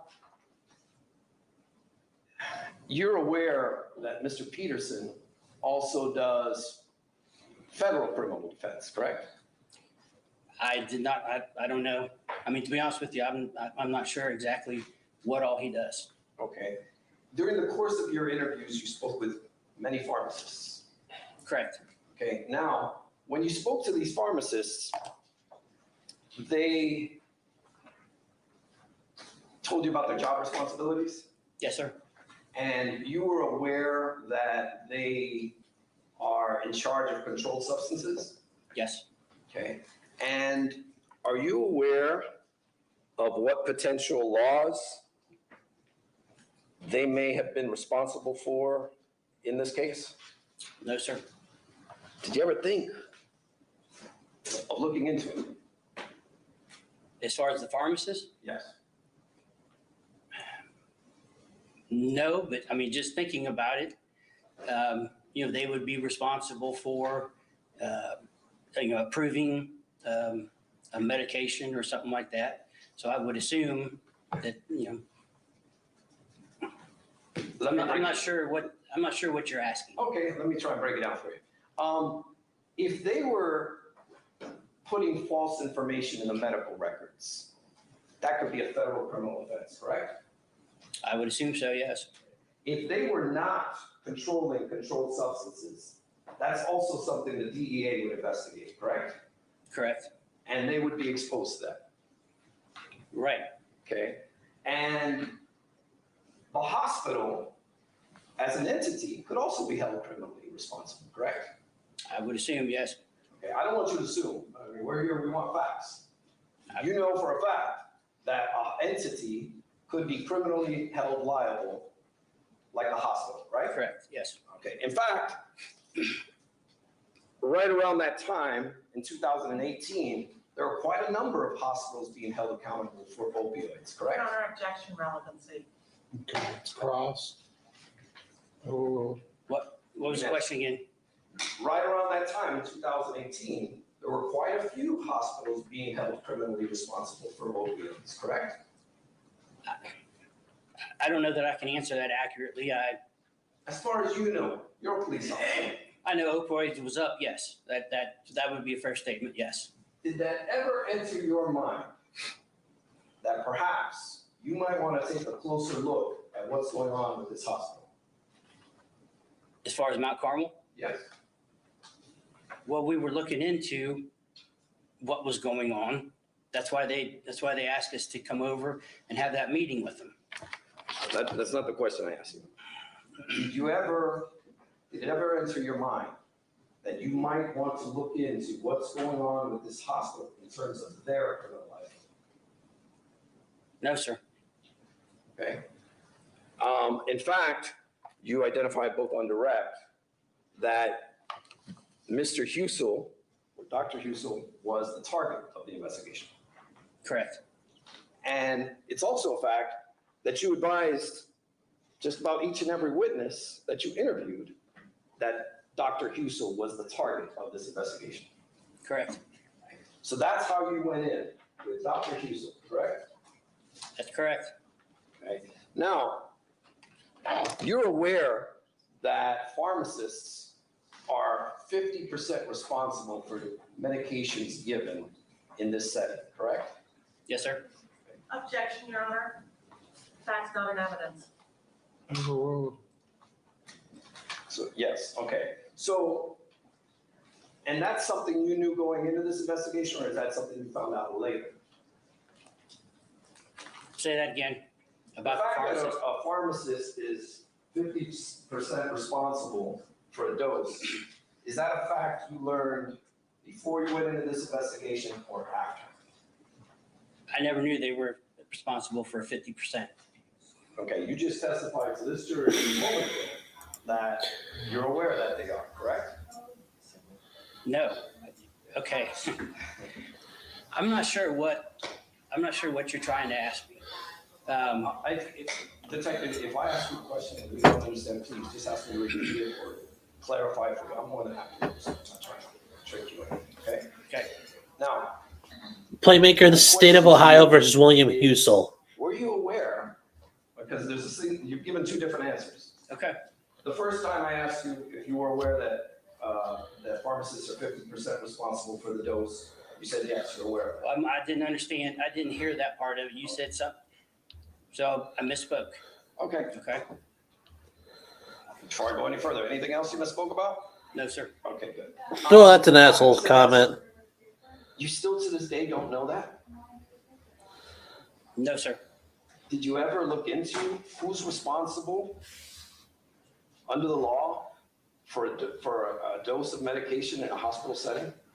No, we did not. Even when it's dealing with opioids? No, we did not.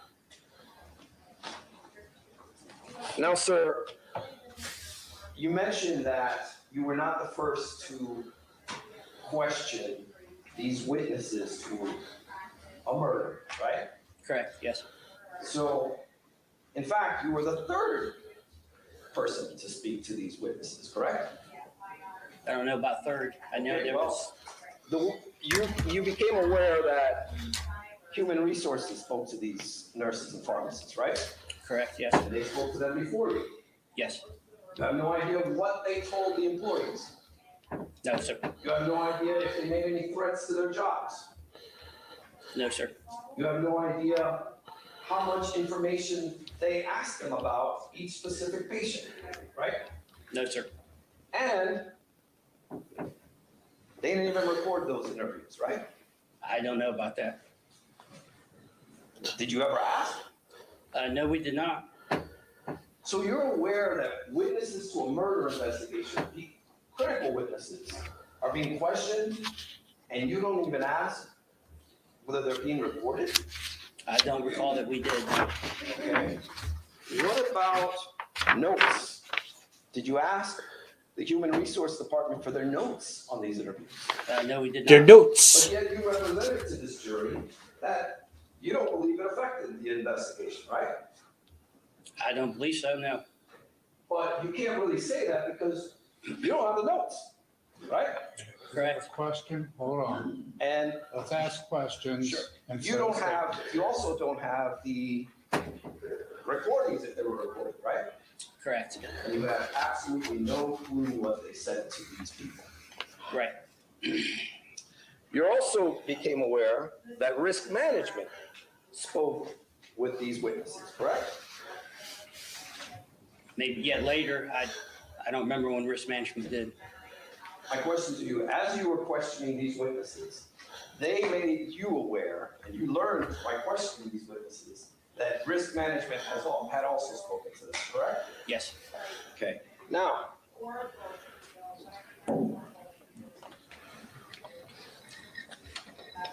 sorry, detective. Risk management are basically, I don't want to use the word the lawyers, but the people who are in charge of the rules and regulations at a hospital, right? I would assume so, yes. But you said not to assume. I don't know. Okay. I don't want you to assume. Right. So, you have any idea what risk management at a hospital does? No. Do you think that it might have been a good idea to find out who they were and what they did, since they were questioning your witnesses to a murder investigation?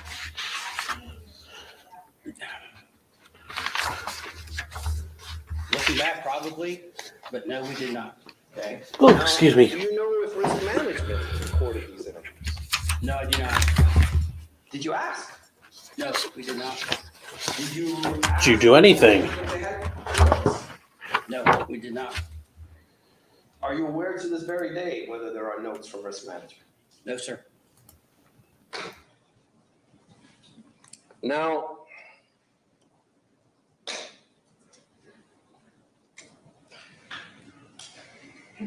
part of your job as a detective is not only to invest. Well, actually, you mentioned that your goal, or what the hospital wanted you to do, was to see if there was any. I want to find your words. Give me a second.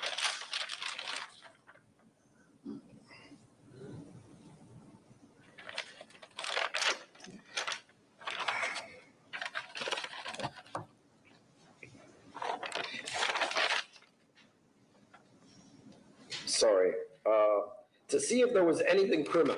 Remember that? Correct, yes. Okay.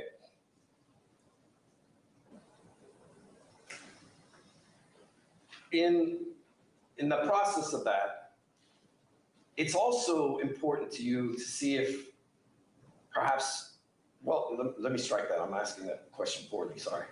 Part of your job is to follow the evidence, right? Correct. In fact, that's what a good detective does. They follow the evidence, right?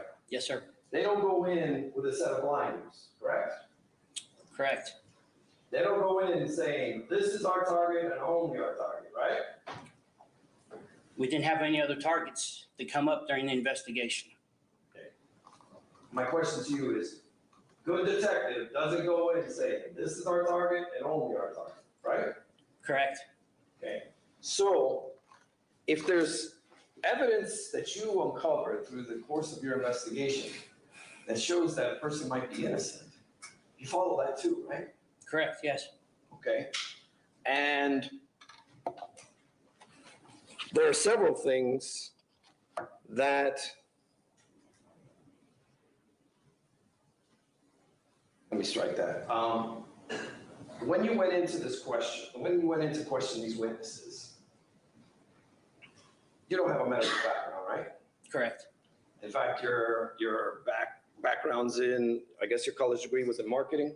Correct, yes. You didn't learn anything about dosing amounts or any kind of medicine in that curriculum, right? No, sir. Okay.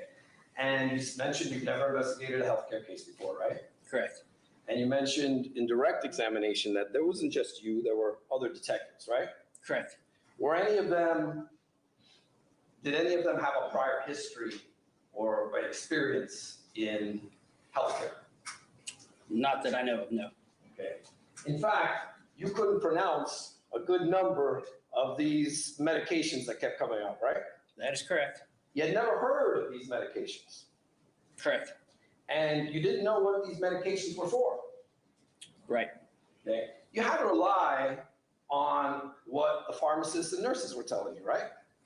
Correct. Well, we looked things up too afterwards, we would look them up and look into it, so. Okay.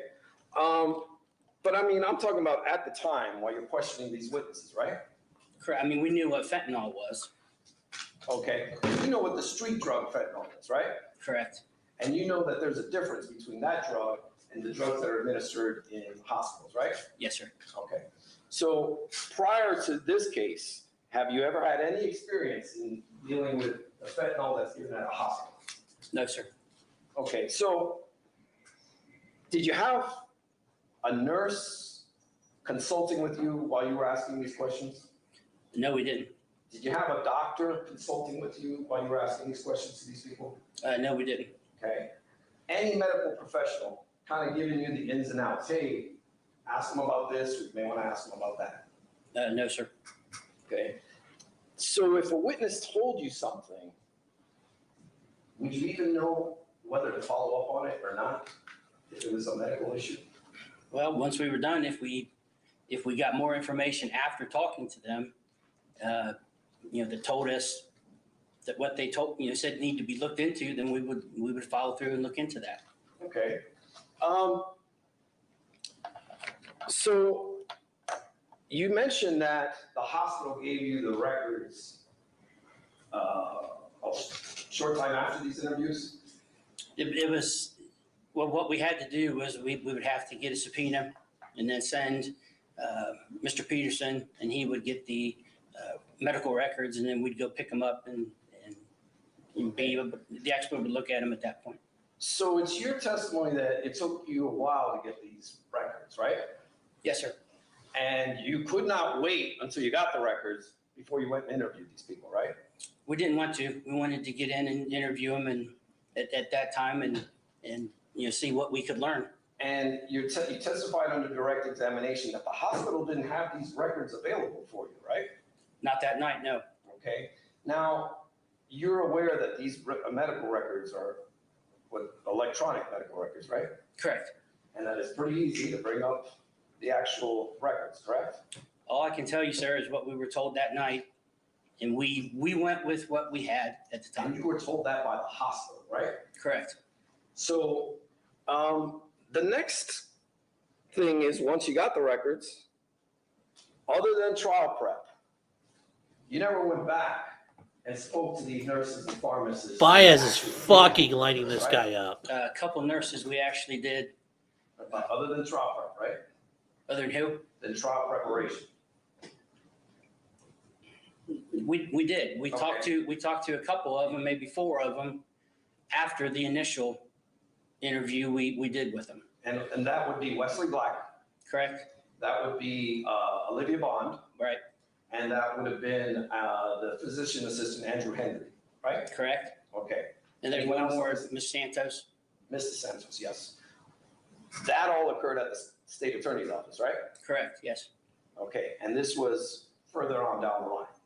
Yes, I believe that was in January. Okay, but you have 14 cases of murder here, right? Correct. Which means that in 14 of these cases, a nurse administered these drugs, right? Yes, yes, yes. Okay, and in the process of this, once you got the medical records, you didn't go back and speak to each and every one of these nurses to get more information about it? No, we didn't. In fact, a good chunk of these witnesses couldn't even remember a majority of these cases, right? That's correct. You would walk in, speak to a nurse, and only have the dose amount and the date, and some go as far back as 2 years, correct? Correct. And they literally had no idea what you were talking about. Correct. But you didn't find it was a good idea to go back after you have the records and the names of the patients to see if they could review it and maybe give you some insight as to what was going on with these patients at the time of their death. Well, the expert got that from the medical records. That's not what I asked. You did not go back. No, I didn't. Okay. Now, you're aware that the medical records are written by the nurses and doctors and pharmacists, right? Correct. Okay. And you're aware that sometimes if you see something in writing, it'll jog your memory, right? Yes, sir. Okay. And of course, depending on how good a note taker the nurse is or pharmacist, that would determine how accurate and effective these records are, right? Correct. So if the nurses are not as thorough as can be, one person coming later on and reading them like an expert wouldn't exactly get the full picture, right? I don't know that I can answer that. I'm not an expert in the medical field, so I don't know. But you would agree that showing a nurse or a witness to a murder the records would probably have jogged their memory and given you more information than, I don't remember that happened. Objection. Sustained. No speculation. Is it good police practice to go back once you have more information to question witnesses to a murder? Yes, sir. We didn't feel it this time. Pardon me? But you didn't do that in this case. No, we did not. Okay, you gotta help me out a bit. She's taking down a recording. You both talk at the same time. Okay, yes, sir. He knows better. You now know, so let's make sure that she can get everything down. Yes, sir. Okay? I'm sorry, Judge. Sorry, Sam. I'll be much more cognizant of it. I would say her problem is I want to kind of think about it because I'm hearing it from Plexi lots. Understood. Okay. You testified to this jury under direct examination that you spoke to all of the nurses and pharmacists involved in all 14 of these patients, right? Correct. You didn't talk to Tricia Saber, did you? I don't. That name doesn't sound familiar. Does the fact that that was the nurse in Joy and Belisari ring a bell to you? No, sir. Okay. So that's one witness to a murder that you didn't speak to, right? I would have to see the list. I guess before I answer any more questions, I'd like to see the list of all the nurses. There was over 17 or 18 of them. Okay, let me ask you this. You knew you were coming to testify in a very big case today, right? Yes, sir. And you knew that you had to be familiar with all that was done in this investigation, right? Yes, sir. Okay. Tricia Saber does not ring a bell to you, does it? Not Not that I can say no. Not that, okay. But you gotta remember also. But there's no question pending. Okay. All right. Nathan Cockheiser, he is a pharmacist, correct? Could be. Could be. Okay. Are you aware that he was the pharmacist for Joanne Belisari? No. Okay. But you know you didn't speak to him, right? Correct. And you know that none of your partners, all four of you, none of you spoke to him either. Let me say this again. That name does not sound familiar. To answer accurately, I know I did look at this case, but like I said, there's over 18 names. That name does not sound familiar. Okay, that name doesn't ring a bell to you. No, sir. Neither does Tricia Saber. No, sir. Okay. How about Emma Young? I don't think that name does either. Okay. Are you aware that she's the one that retrieved the drugs in the Timmons case from the Pixis machine? No, sir. Okay. What about Earl Huron? Mm-mm. You're not familiar with that? No, sir. Are you aware that that person retrieved the drugs in the Timmons case as well? No, sir. Jordan Blair. Yes, sir. That name sounds familiar. Yes. Did you speak to Jordan Blair? No, we did not. Okay. And that is a nurse in one of the cases as well, correct? Correct, but according to the nurses that were in the room that time, Mr. Blair was not in the room when the drugs were administered. That was Melissa Penix's nurse, correct? I believe so, yes. Now, Ms. Penix, you're just referring to, I want to clarify your last statement. You said that he was not in the room when Ms. Penix got the medication, right? Correct. But this nurse would know about Ms. Penix's care, right? Might. Okay. And if he's her nurse, perhaps he might have some information about her condition, right? Objection, speculative. Okay, sustain, rephrase. I know this is the first time you had a healthcare case, but Well, he's a nurse. He would know. Some of these nurses, that these nurses are the persons who coordinate the care, right? Yes, sir. Okay, and you also learn that they're really the ones who have the most interactions with the patients, right? Yes. And you're also aware that they have the most interactions with the patient's families, right? Correct. You also became aware during this investigation that one doctor is in charge of 30 beds, correct? Yes, sir. So, fair to say, Nurse Jordan Blair would have plenty of information for you on Miss Penix. Possibly. Possibly. Okay. And you didn't speak to that person either? Mr. Blair? Yes. No, sir. Okay. So, in fact, you misspoke again when you told this jury that you spoke with all the nurses and pharmacists. Okay, involved in this case, that's right? an argumentative. That's another question, please.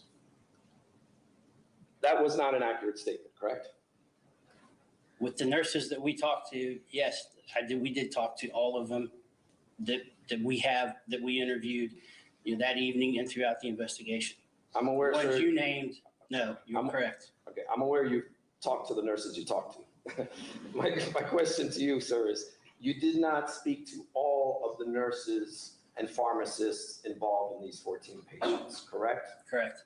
So the information that you gave this jury earlier was not correct when you said that you did. Sustained. I'll move on, Judge. All right. I didn't hear an objection. He just sustained from the bench. He needs to stay out of the fucking game like that and just referee. If I got just a moment, I want to make sure I'm getting everything. Now, you mentioned that Dr. Roth from Trinity gave you the names of all of these people, correct? I can't say it was Dr. Roth. I know we met with him one time and he went over some of the medical records.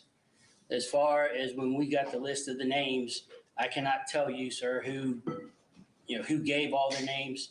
to Mr. Lowe and Mr. O'Brien. I know we were just, giving them those names, and then, we started looking into that, and we also interviewed all of the family members. Okay. I want to ask you now and break down what you did on each specific patient, if I can.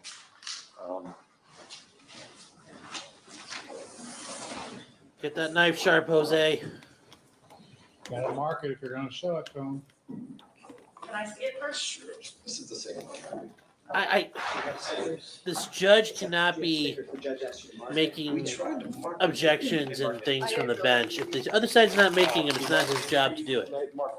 I get he doesn't want to get overturned on appeal, but this is stupid. Sorry about that. He is going to embarrass this detective because he won't know shit about any of the cases that he investigated.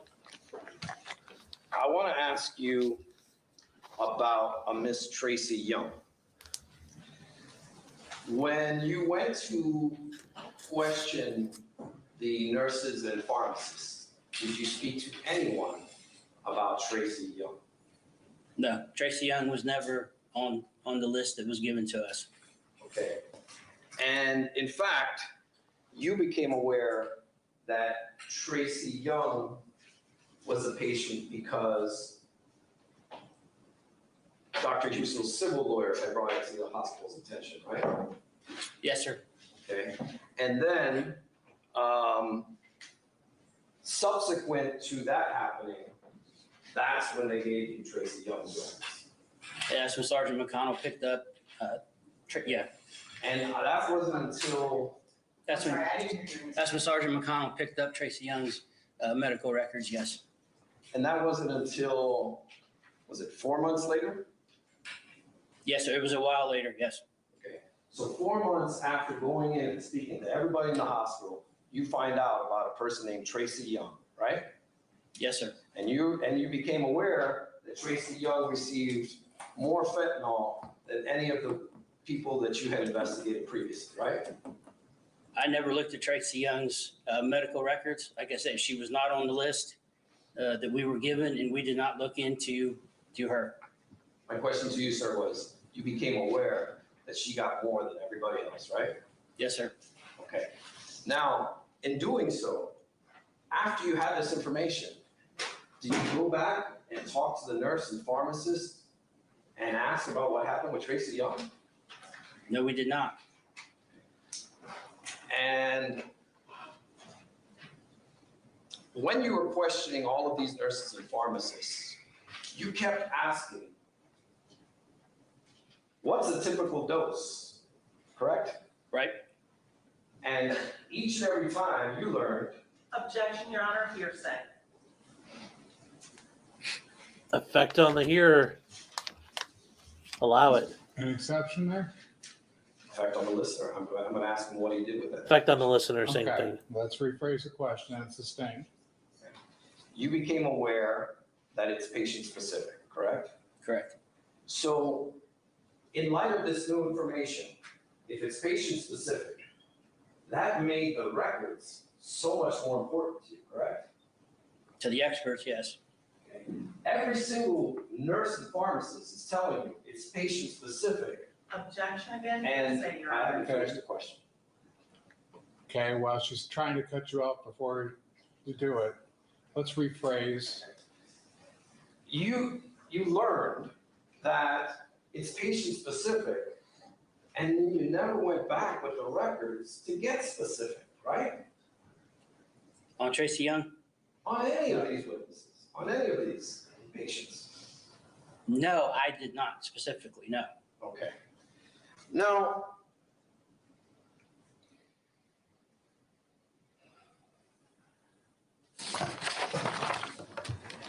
during the course of your investigation, you found out that the first person that this came up about would be Mr. Timmons, correct? No. It was Miss Walls, Rebecca Walls. Let me ask the question a little bit more specifically. The first voice report that was done in this case at the hospital was done on Mr. Timmons, correct? That was correct, but at the time we had the meeting, we did not know about Mr. Timmons, that voicemail till later. You found that out when you questioned Talon Schroeder, correct? Yes, Okay. He made you aware that he was the one that issued the first voice report, right? correct. Isn't it great to know as a detective how a case gets started? Yes, sir. Okay, and that sets up a timeline for the investigation that can assist you, right? Right. Now, in light of this, you now know from Talon Schroeder that Mr. Timmons was given 1,000 mics of fentanyl, and that was an issue that he brought to his superior's attention, right? Yes, You also became aware that his concern was that of diversion, correct? Objection hearsay, Your Honor, again. Okay. I'll rephrase it. Rephrase it. I would agree with you. I'll rephrase it. Sir, during the course of your investigation, it became a fact that one of the issues the first issue that came up with pharmacists was that there might be diversion, correct? I don't know anything about diversion. No, that's not the first thing that came up, no. All right. Do you remember speaking with a Mr. Dresbach? Who? A Mr. Gregory Dresbach? Yeah, Dresbach, yes. Sorry.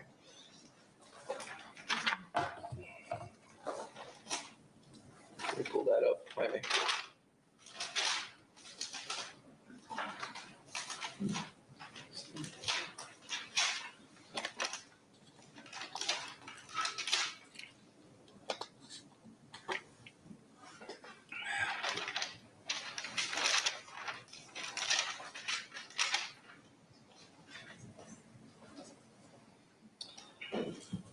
Do you recall that Mr. Dresbach brought up the issue of diversion? Objection hearsay. It's not hearsay. I'm not offering it for the truth of the matter asserted. Okay. Then how's it relevant? Effect on the listener of the investigation, pointing out the deficiencies in the investigation. Okay, then rephrase your question. Sure. After questioning Mr. Dresbach, did you become aware that a concern was diversion? No, I did not. Okay. Do you recall him mentioning diversion? I remember somebody saying something about diversion, but no. Okay. So back to my original question that I was talking about earlier, and as to not having blinders on and a potential liability from a hospital. Once diversion came up, did you go down that road to see if there was diversion? No, we did not. Did you ask a follow-up question as to, what do you mean diversion? I don't. Who interviewed Mr. Dresbach that night? Was it myself or was it other detectives? To be honest with you, I'm not sure. Sure. If it was asked or not.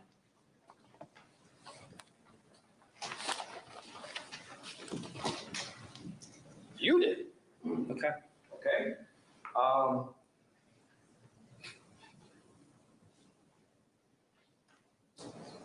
And when he brought up diversion to you, we already covered this. You didn't investigate it, right?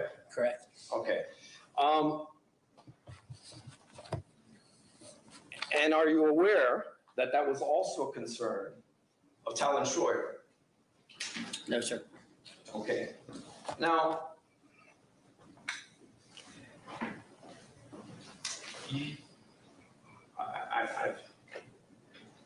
my very able co-counsel just pointed out that I haven't explained what diversion means. Can you tell the ladies and gentlemen of the jury what diversion is? Drug diversion. No, I can't. So when Dresbach brought up diversion to you, you didn't ask him, what do you mean diversion? What is that? No, I did not. Are you aware now that diversion means stealing drugs? You just told me that's what it means, so. So you, up until this moment in time, you had no idea what diversion meant? No, sir. Would have been a good idea to have someone consulting with you while you're investigating this case, right? I suppose so, yes. Had a lot of challenges for you? Yes, sir. Now, are you fucking kidding me? He had no idea what the you're aware fuck was that going on? Schroyer was involved Holy in this, shit. right, for 1,000 micrograms. Correct. Okay. Were you aware that he also approved Brandy McDonald's 1,000? No, I was not. Okay. You were given a list of the names and the dates of each individual, right? Right. And let me clear this up. You were given the names of the employee, in this case, the pharmacist and the nurses, right? Correct. And the date of the dose amount, right? Right. And the amount of the dose, right? Correct.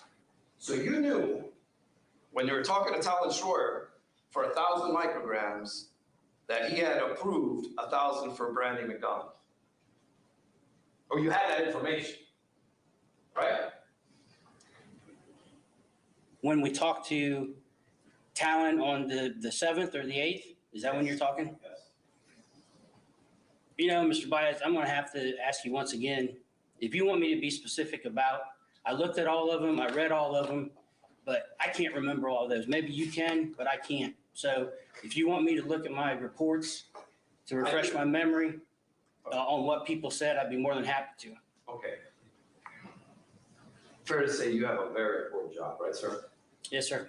In fact, you investigate people for murder, right? Right. And if someone is arrested for murder, they face serious consequences, right? Right. And it's important for you to do your job thoroughly, right? Right. Because someone's life, their family, it all could be affected by this, right? Yes, sir. So it's important for you to not only be thorough, but also to document things, right? Yes, sir. And in anticipation for raising your hand in a court of law in a murder case. Your Honor, objection.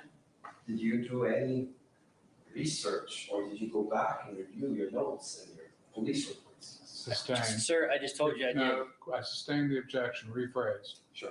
Did you go back prior to testifying today and look at your police reports in this case? Yes, sir. And in addition to your reports, you also have a summary of every interview you did, right? Correct. And you knew you were going to be asked questions by me, right? Yes, sir. Okay. So in light of that, you were also instructed by the prosecutors to prepare, right? Yes, sir. And you did so. Yes. Okay. So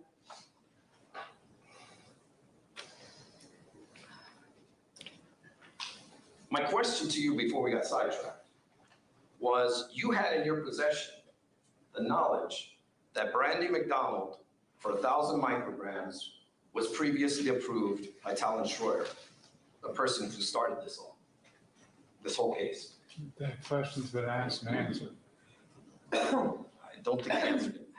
Yeah, I think he did, but. Can I ask him just to answer that last one? Can you answer the question again so we can get moving here? What was it again, sir? You had the date, See, that's the January problem. 14th, and 1,000 micrograms. Correct. Right? Right. And you knew the guy to talk to was Talon Schroyer about that, right? Yes. And you knew he had approved that drug, that dose, correct? I'm not going to say he approved it, you know, unless I can look at my notes. All right. Do you have My your notes summary. with you? No, a summary. Okay. Do you have your summary of investigation? No, I do not. Okay. Let me get you a copy of that. Okay. May I approach the witness? Well, you got a foundation question you haven't asked yet, but. Oh, Judge, that is not your spot to object to shit. I don't have a pending question. I just want him, if he needs to refer, God. so he can refer to it, just to move things along. This detective is Any losing his objection? cool up there. Go ahead. Okay.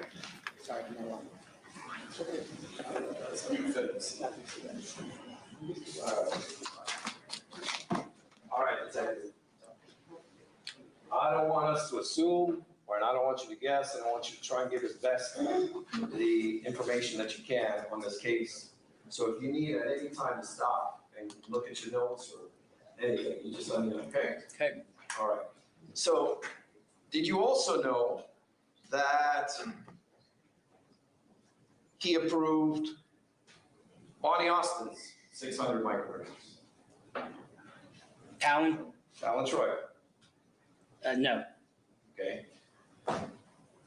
You were given this date, this amount, and the pharmacist who approved it, right? Correct. Okay. So my question to you is now, would you agree to tell this jury that you were aware that he approved this one, which is Bonnie Austin and Brandy McDonald? Okay. What summary are you looking at? If you need a moment to look. Stop. You can't look at those yet. Okay? Okay.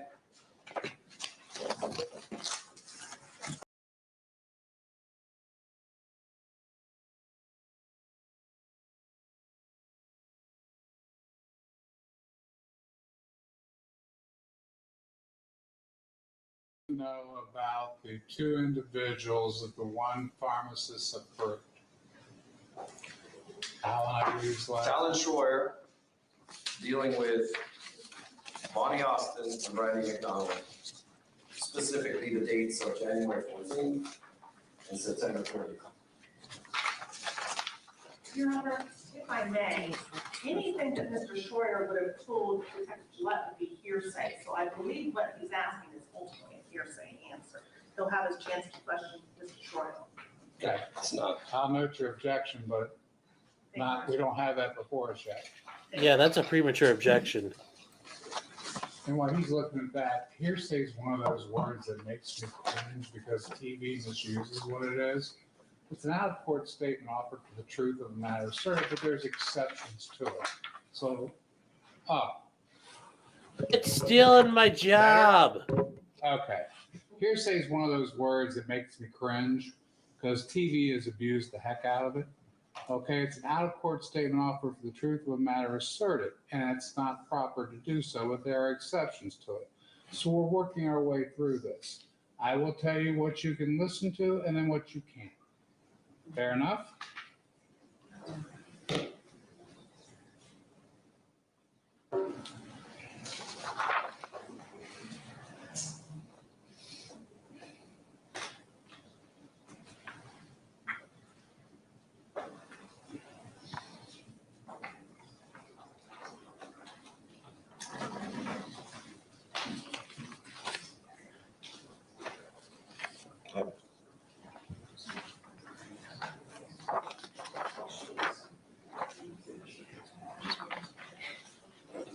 Okay, Mr. Bias, what date was you looking at there?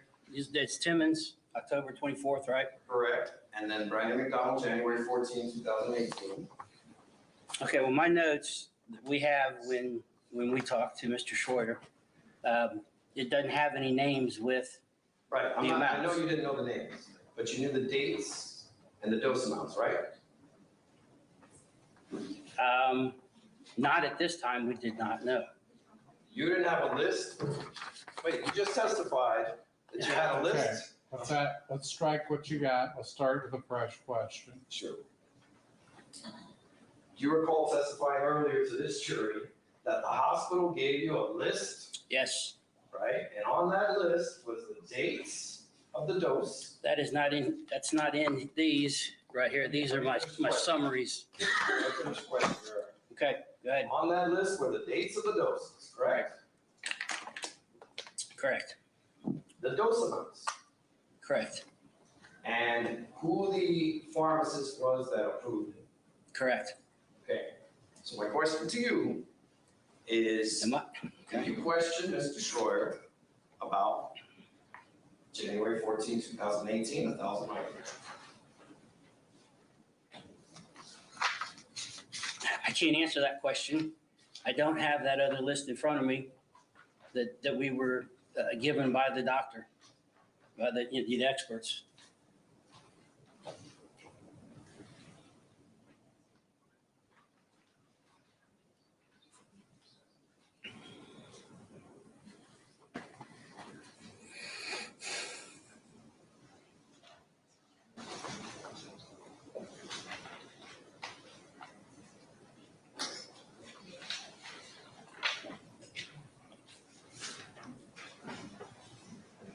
Now, you're here to testify about the investigation as a summary witness, right?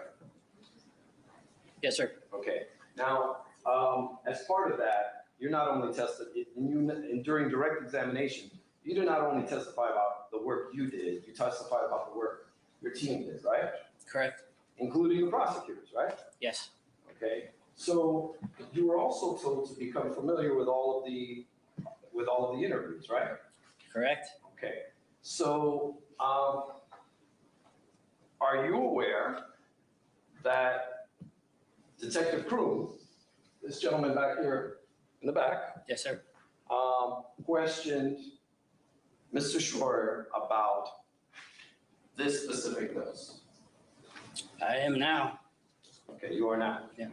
Okay, are you aware as to whether Mr. Courtroom asked Talon Schroyer or followed up in any way, shape, or form, why are you reporting this now when you approved something 9 months earlier of the same dose amount? I can't answer that. Okay, so you don't know? I don't know, no. Okay. Do you know if Mr. Courtroom asked Mr. Schroyer or followed up in any way, why are you bringing this up now when just a couple weeks earlier, actually, what is that, like 5 days earlier, you approved this dose? You're Yes, aware sir. of that? No, sir. Okay. Now, Ms. Kavanaugh on December 11th, 2017 was also approved by Talon Schroyer, right?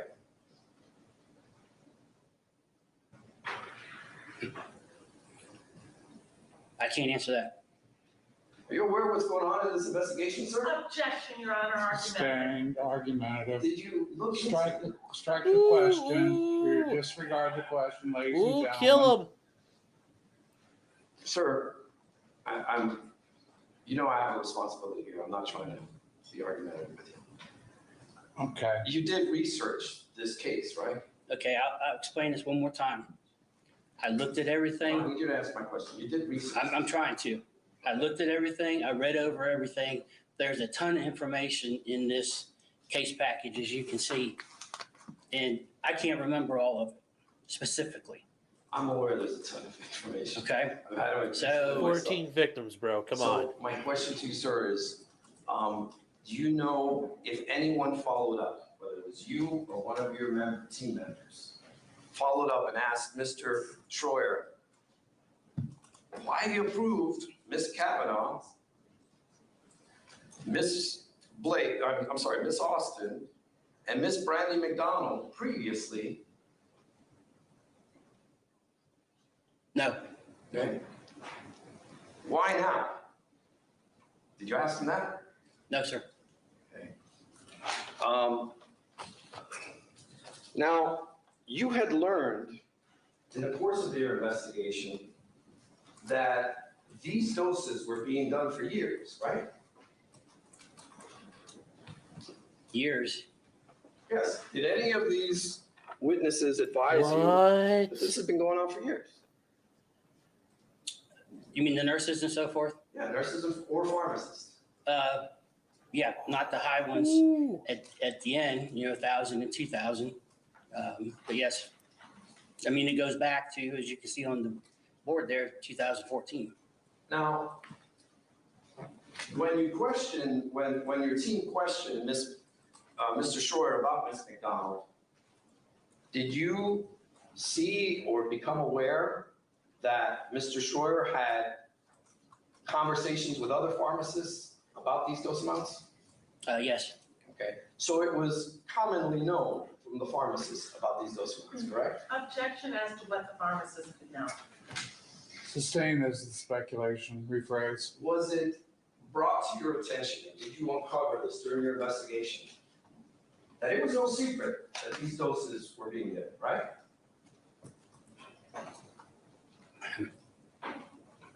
Can you rephrase that again?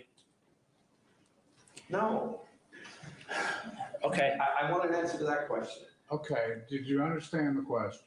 No, I did Okay, not. all right, then I'll rephrase it if you don't understand. My question to you, sir, is you became aware while you were interviewing all these people that it was no secret that these doses were being given, right? Correct. And that the pharmacist knew about it and the nurses knew about it, right? Correct. And it was right, well, when you got the records, you found out it was right there in the records, right? Yes, sir. Okay. This is what effective cross-examination is. That bullshit in the Edgecombe trial and Gage Grosskreutz. Yeah, okay. This is how you pick a guy apart. This is brutal. Oof, they're going to see the smoke from Canada by the time Jose is done.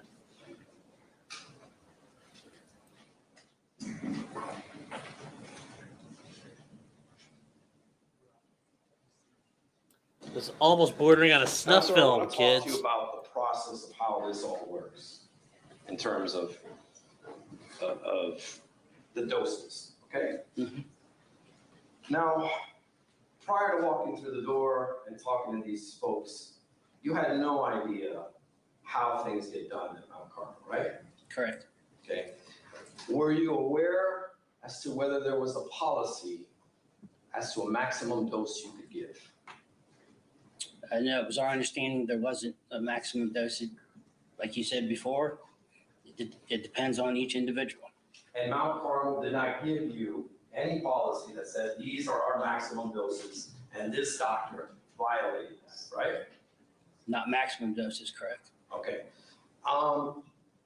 You also became aware by talking to these folks that the literature in the field is very, well, there is no maximum dose in the literature, correct? Correct. Okay. And in fact, multiple witnesses told you. Objection. Here's You're right. Let me rephrase that.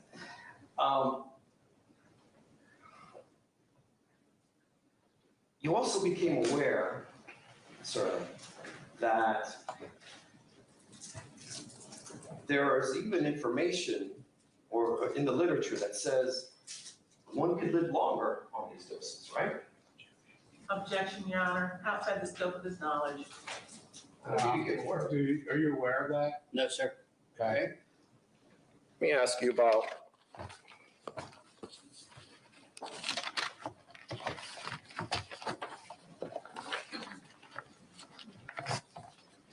How you guys holding up? You okay? Okay. Would y'all like some If I lemonade? can have a moment, Judge, I want to find what I'm going to ask you about.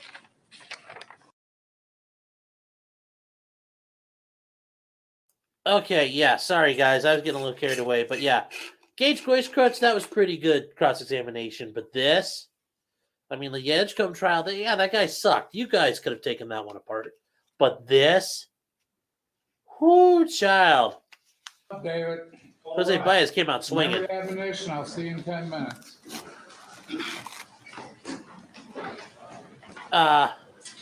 Okay, so we're taking a break. Don't be shy about that, Dory.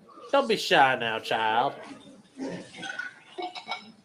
Stacy, maybe that's me, but I thought these objections were not proper by the state. Okay, so somebody brought it, Rennie brought it up earlier. Why doesn't the detective have notes? Like, why can't he read them? He can, to refresh his recollection. He can't read off of his notes. Because at that point, he's not testifying to what he remembers. He's testifying to what his notes were.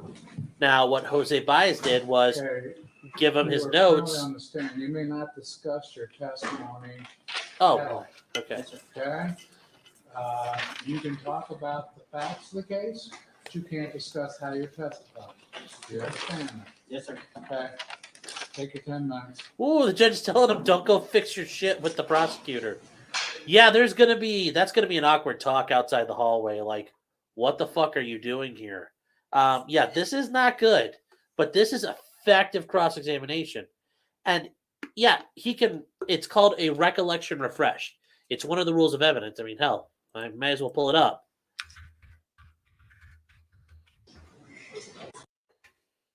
Hold on here.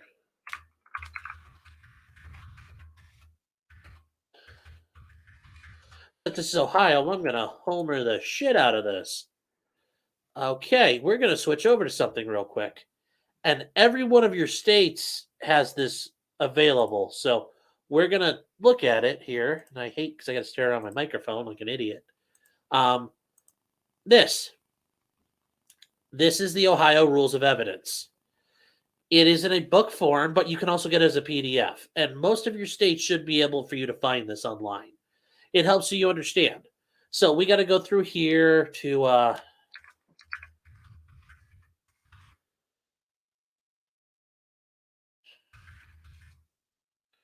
Yes, a writing used to refresh memory. This is a rule.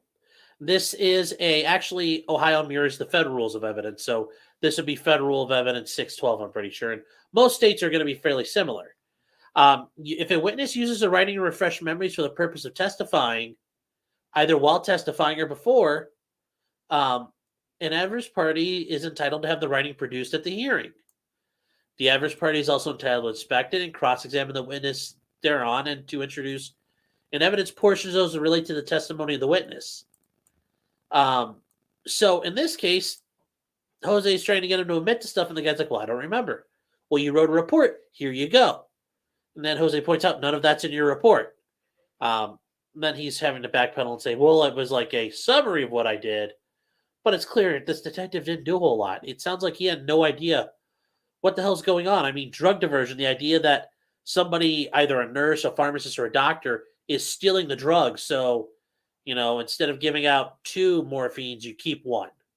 That's what drug diversion is. It sounds like he had no idea what that was. And I don't know how the fuck you get into a medical setting and you're not trying to learn all this stuff. If somebody says something I don't know, I ask them, hey, what does that mean? Or if I'm investigating how are people getting poisoned with fentanyl and killed, I would start at the beginning of the fentanyl journey. Where does it start? It starts in the pharmacy. Hey, pharmacist, what are you doing? Do you have records of this? Yeah. Did this seem weird to you? No. They didn't do any of that. Or it sounds like if they did, good Lord, this was kind of sloppy and shitty. But anyway, he uses the writing to refresh his memory. And then he can look at it, and then he can talk about what was there, but he cannot read off of it. And neither can defense counsel. They can say, did you do X? And he can say, yes, I did. I hope that makes some sense out there.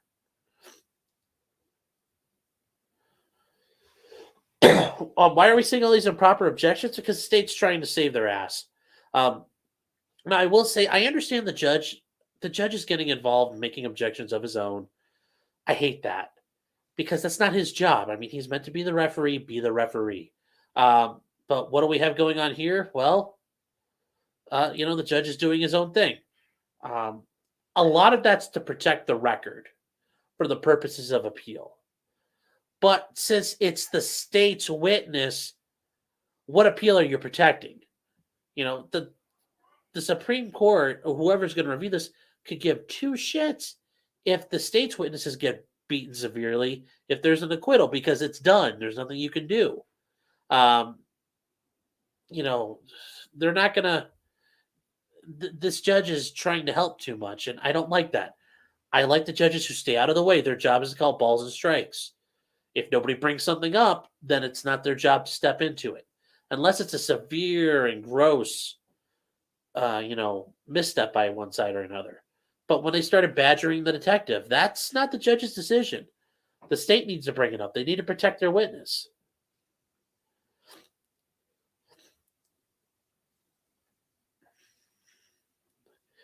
Yeah, so, yes, I'm sorry, guys. Oh, God, I'm sorry. I'm all still wound up for my trial. Yeah, he's not going to piss off the judge. This judge is, he's not doing anything wrong at this point. Violet, why do we keep seeing it? Yeah, the state's they're trying to save their ass right now because it's not looking good. Yeah, Andrina, when you,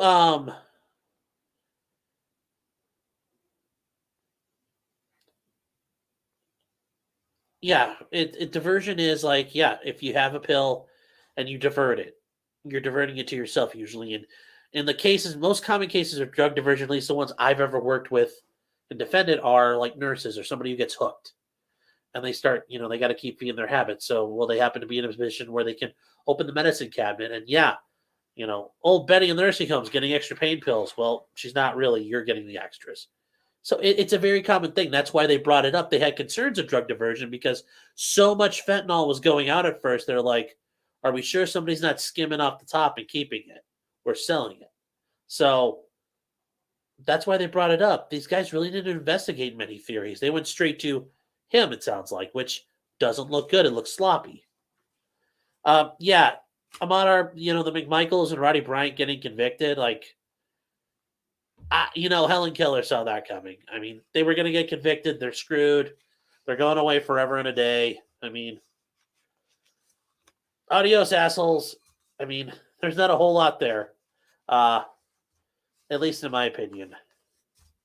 Jeez, it's only 2:30. 2 beers, he does piss him off. I bet. Oh, right, fine. I'll take you up on that. Nurse Jackie? Yeah, Nurse Jackie's a great example of that.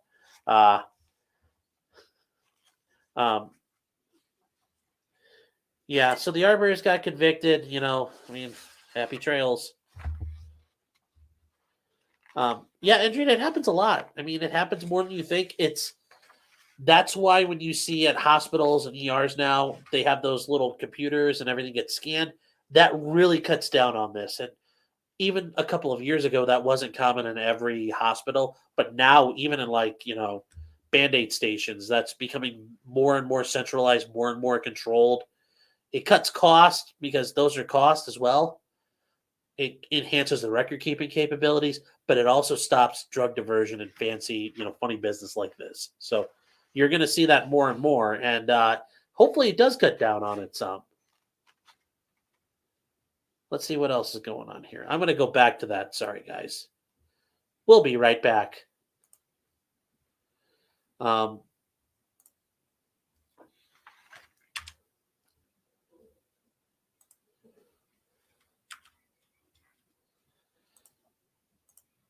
So I hope that answered some people's questions as far as, how the rules of evidence are concerned. And you guys are happy to, Google that and download it. I hope that helped because trying to do it in a way that helps you guys understand what's up.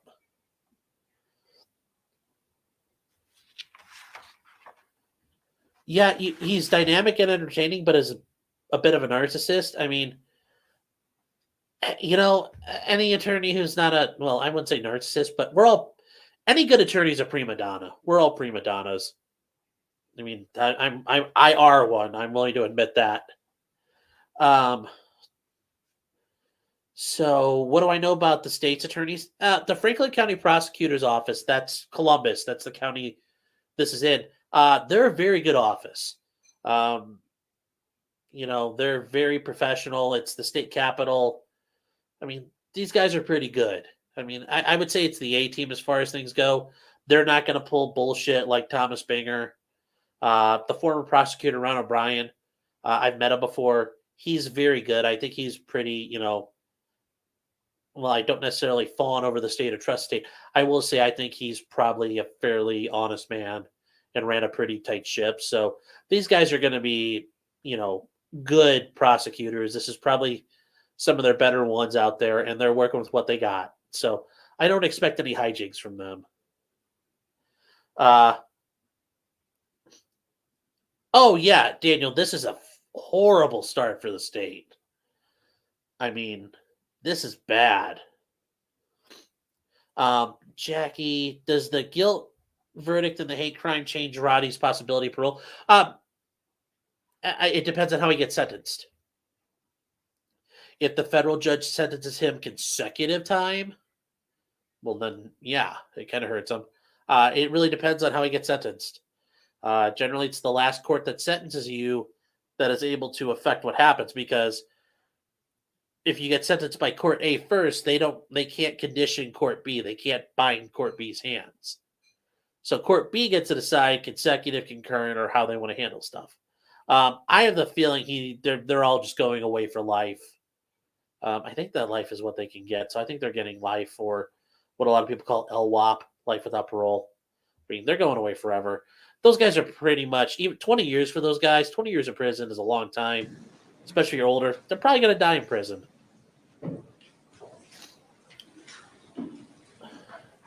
Oh, yeah, Casey Anthony was a circus, but I will say this much, Lori. For as much as you may not like Jose Baez, that bullshit nonsense of like scooping up jars, like they literally claimed they could take like a jar of air and scoop it up out of the trunk and then run it through a machine. That was absolute nonsense. I mean, yeah, the trunk smelled like decomposition, but that was it. They didn't have a case on Casey. Ooh, back to the murder. I asked you if anyone had advised you, or did you learn that the literature shows that perhaps these doses could extend the life? Objection, Your Honor, I believe that's been asked and answered. I'm bringing up where we left off. Okay, I'll give you a little leeway, but let's get to it. You recall that question? Yes, sir. Okay. Do you recall speaking to a Derek Dreyer? Yes. Okay. And do you recall that he mentioned that there's a lot of research out there? Objection, hearsay. Rephrase. Sure. Did you learn that there was a lot of research out there from Mr. Dreyer? Objection, hearsay. Okay. So did you learn? That's not hearsay. Did he bring to your attention that there's research out there that shows, or could potentially show, that these doses in fentanyl could Objection, extend hearsay, life? Your Honor. I'm just asking. Okay, I'll let that question go. Do you understand the question? Could you repeat it one more time, please? He asked you if during your interview with a particular witness, did you come to an understanding, I think is the word he was looking for, as to the issue of the acceptance of the dosage? Does that adequately cover it? There's research that it prolongs life as opposed to hasten. Do you remember? He has no fucking idea. Could I look at my summary here real quick with Mr. Dreyer? Let's save time. That ain't gonna save you now, son.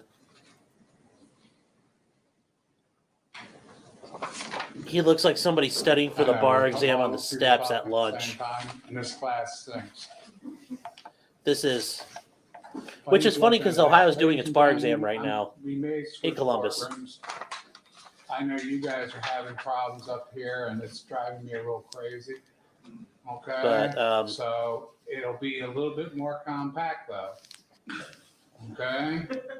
Guy. The coffins, I get it. Okay, that's the running joke for those things. Like pull this judge off the river. Jesus criminy. Because under court order, this is a joint courtroom, and I can't tear those down.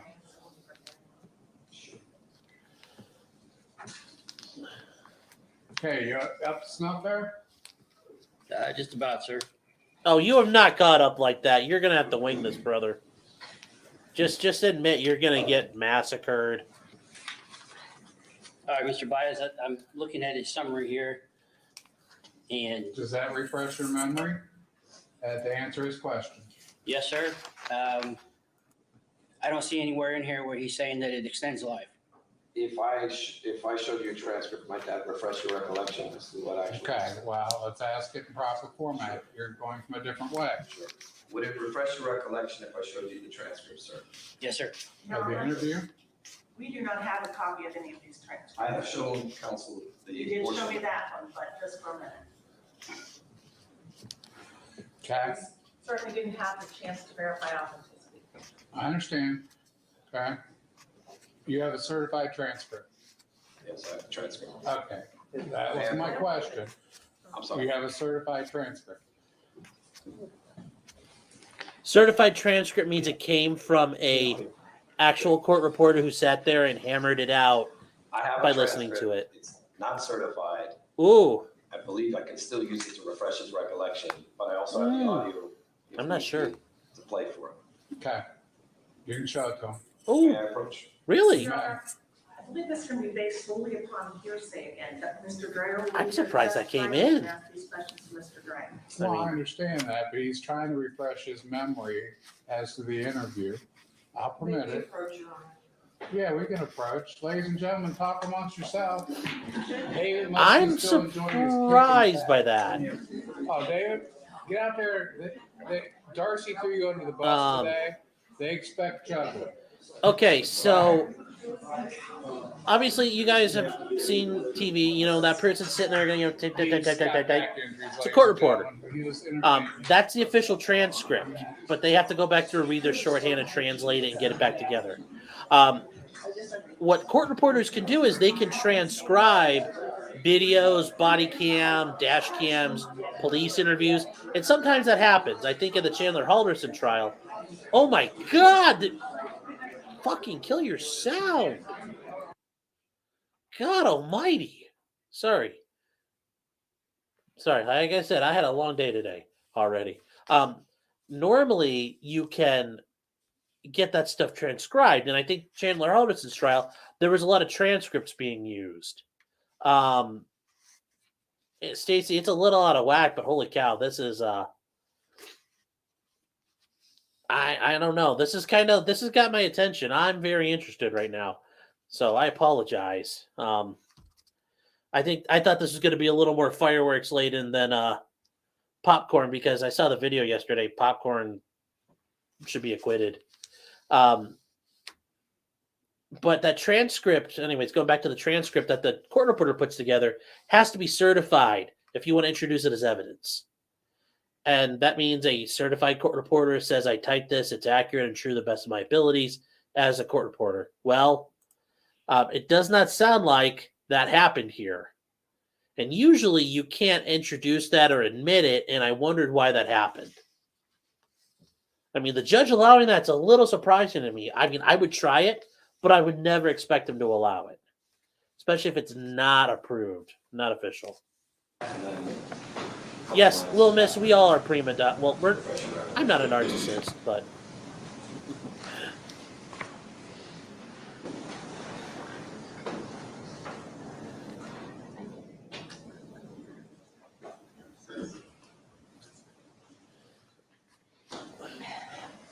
yeah, Lori, I'm sorry to hear that you're having those issues with your scripts like that, but maybe they can get you a different type of medication that might hold up better. Okay.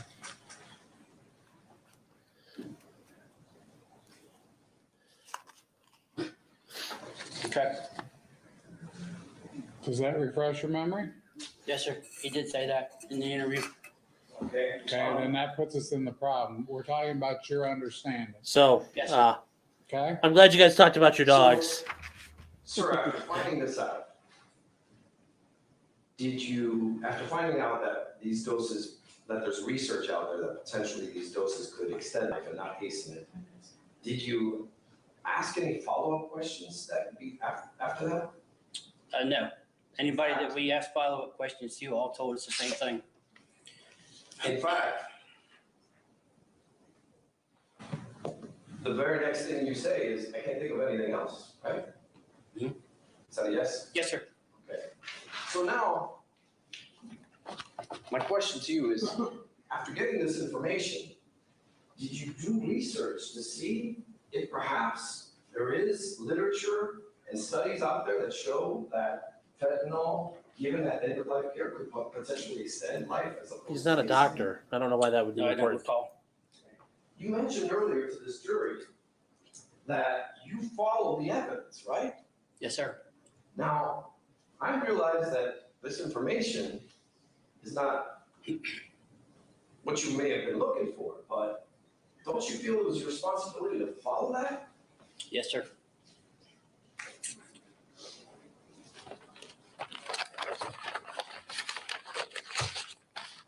Now, you also uncovered, sir, that there were essentially two pharmacists who brought this to the attention of the pharmacy manager, right? Correct. Okay, and that other pharmacist was Mr. Dresbach, correct? Correct, yes. Okay, now, you know that Mr. Dresbach was involved in Rebecca Walls' case, right? Yes. Okay, and that was for 1,000 micrograms, right? Correct. Okay. Did you know that he also approved Ryan Hayes' 2,000 Just a year earlier? No, I did not. Okay. You eventually got the medical records, right? Yes, sir. And well, at that time, you also had the date and Ryan Hayes' dose amounts, right? Correct. Okay. So you knew about this, that they had previously, both him and Schroyer, had previously approved these dose amounts in the past. Did you ever go back and ask them? Why now? No, I did not. And then once the issue of diversion came up, I know you didn't know what it means, but once the issue of theft of drugs came up, did you think that maybe that's the issue that started this whole thing? Since they had previously approved doses even higher? We didn't find any evidence of that, so no. Meaning, any evidence of what, diversion? Right. We didn't find any evidence that anybody had been stealing any. You didn't know what the fuck it was, so how do you know And what that's you're looking because for? You didn't even know what diversion was, right? Correct. Exactly. So, but I know what theft of medications is. You know what that is, but if a witness tells you something that you don't understand. Ooh, that's a backtrack. Okay. Police work. Ask and answer. I'm asking a different question. If someone tells you something you don't understand during the course of an investigation, good police work means, let me ask them, what do you mean by that? Right? Correct. Okay. You didn't do that in this case. No, I didn't. This important murder case. Okay, let's rephrase. Now, there was a lot that you didn't understand about what they were telling you, correct? Yes, sir. In fact, you were hearing phrases and procedures that you're not familiar with, right? Yes, sir.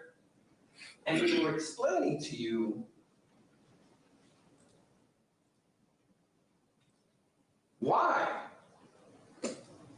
they approved the doses that they approved, right? Why the pharmacist? Yes.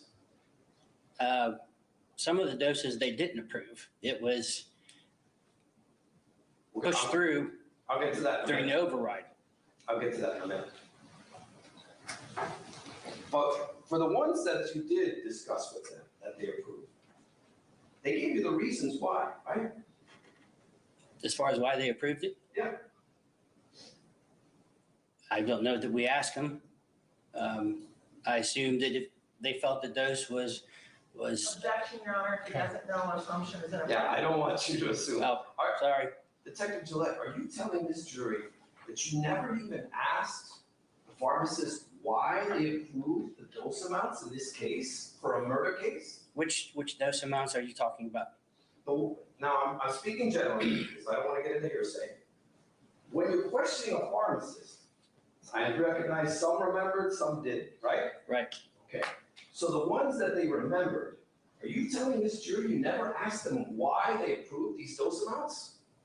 Some of them would say that they would talk to the. Your Honor, hearsay. Same. My question is, did you ask them why? No. Now, you found out today that they're 50% responsible for those. Objection, Your Honor. Sustained. Looking back, do you think that might have been a good question to ask them?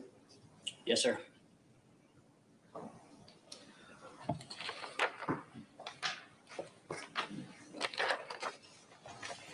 Ooh! Now, part of the Stop the fight.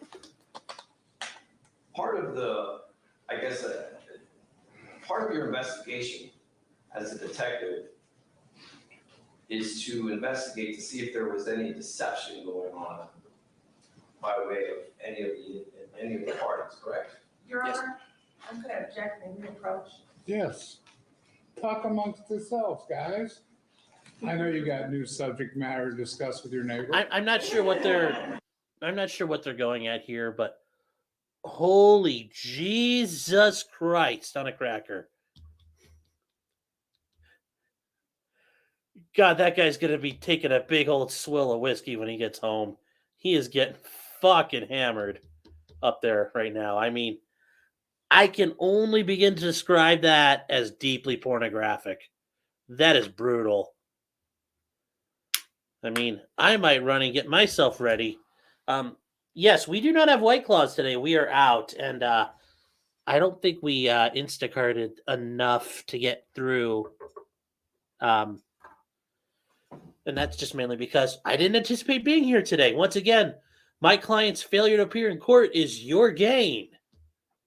So what I'm going to do is get some of this rolling. This is Bullet Bourbon out of the great state of Kentucky. So I'm going to get some stuff rolling. So give me a couple minutes. I'll be right back. Watch that guy sit there and sweat and panic.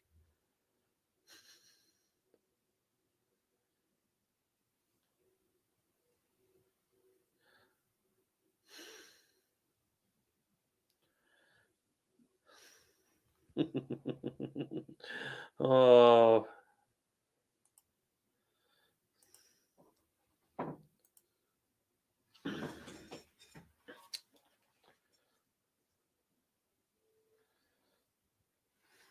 Rennie, I understand you may have angered that, but c'est la vie. There'll be more times.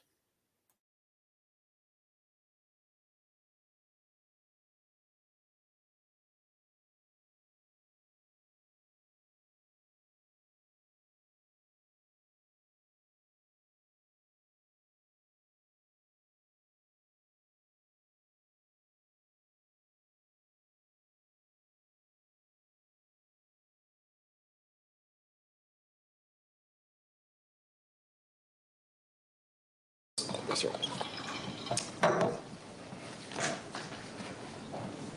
Sir, part of being a detective is to look for things. Well, let me rephrase that. When you're investigating someone, some of the things that you look for are perhaps if things are done out in the open or whether they're done in secret, right? Yes, sir. You came to know that each and every one of these orders are in the medical records, right? Yes, sir. And you also came to know that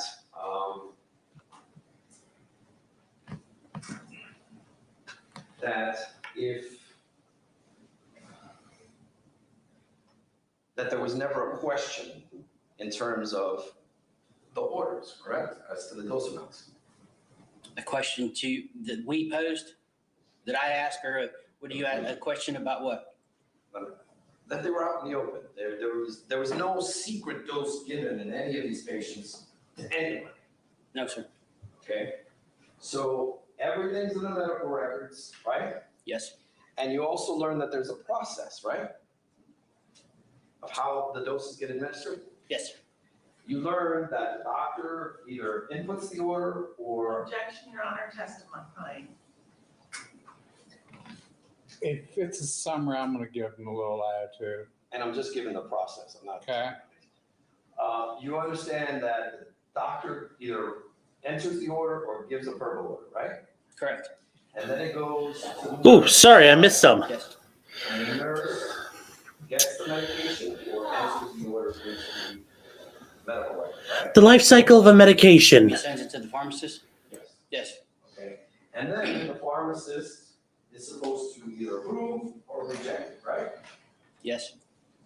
Now, are you aware, sir, that subsequent to all of this, there is an attending physician that reviews the entire medical record? Say that again, it reviews the medical records Yes. as far as the dosages of the prescriptions? Is that what you're asking? Let me ask it this way. Are you aware what an attending physician is? He is the... I mean, Oh, for... he works with the doctor there. Oh my God, for fuck's sake. I don't know. Okay. Okay, so you don't know what an attending physician is or what he or she is responsible for? No, sir. Did you investigate thoroughly the entire process Objection, Your of Honor. how these doses are administered and documented? Okay. I'll permit it. Yes, we thought we did, yes. So you would have come across the discharge summary written by the attending physician in each and every one of these patients, right? I don't remember seeing that. I said, I suppose again. I don't remember seeing that. I can't hear you. Oh, sorry. You don't remember? She can't hear you. Please What was repeat. your answer? Repeat your answer. I You don't remember. I don't remember now. Okay. Okay. You got all the medical records, right? Correct. And at the end of, and the medical records are chronological, right? Yes. Okay, and at the very end of all the medical records of everyone who passed away at Mount Carmel, there is a physician that gives a summary of everything that occurred, right? I don't know. I'll be honest with you. We did not look at every. Okay, relax. You don't have a question pending. Okay? I know it's been a long afternoon. You're saying you didn't look at every what, sir? Every medical record. We didn't at the office. We did with the experts. Looking at those medical records, most of the stuff you don't understand, what everything is saying and things like that. So, we tried to look at a couple of them when we first got them, and we really couldn't make heads or tails out of them. Since you couldn't make heads or tails out of these medical records, sir, did you at any time consult with a medical professional who could guide you through to ensure? What the fuck were these guys doing? Okay, the guy who worked at Trinity. Yes, sir. And he sat down with you and went over each and every medical record. Of the 22, the 25 that we got down to, he went over, the medical, we looked through all of them, and he went over everything with us. My question to you is, he sat down with you and went over every single medical record and what's inside of it. Is that your testimony, sir? Well, since you put it that way, he went over medical records with us.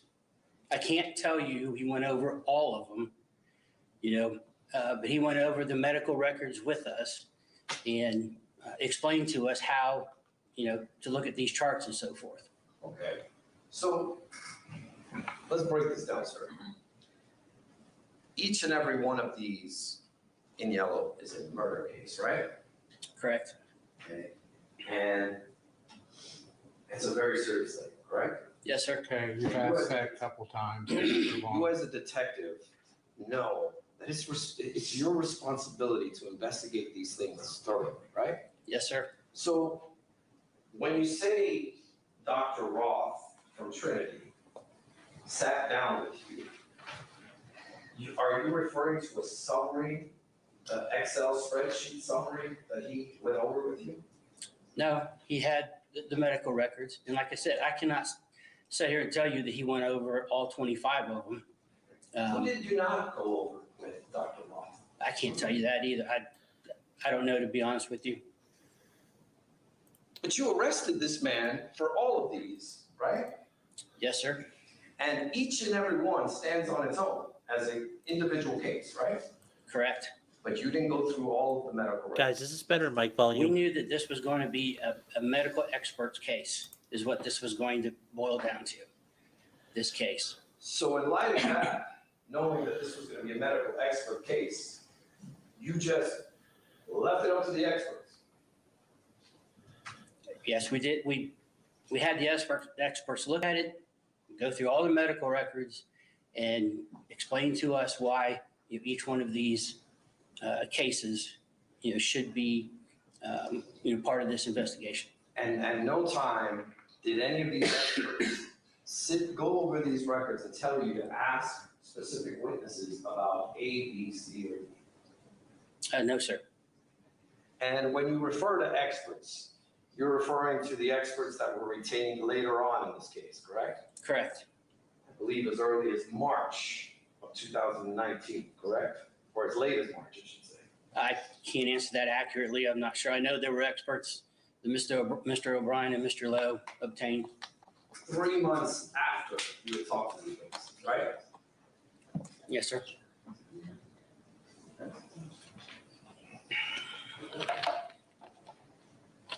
And they are experts that are paid by the state from throughout the country, right? I would assume so, yes. Oh my I don't God, know. this is bad. I don't know. I know they're experts, you know. This is a murder trial. Jesus Christ. Now, I want to make sure I cover everything with you, sir.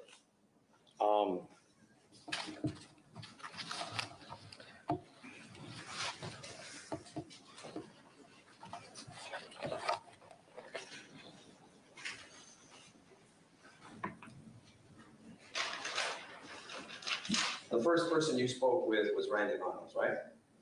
Yes. He's the manager of the pharmacy. Correct. Okay.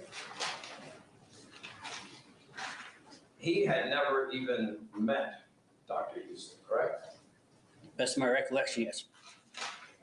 And had never spoken to him either, correct? Correct. Let me ask you, in all of this time, other than Timothy Fitzpatrick and Danny Millett, did anyone come to speak to Dr. Husel that you found out during your investigation and told him not to order these doses? Did anyone go to Mr. Husel and say that? Yeah. From the hospital? Yeah. I don't believe so. Okay. You became aware also, sir, that after he was fired, he was finally called in by Mr. Swanner, right? Correct. And Mr. Swanner advised you who was at that meeting? I believe it was Dr. Swanner and Dr. Ralston, I believe.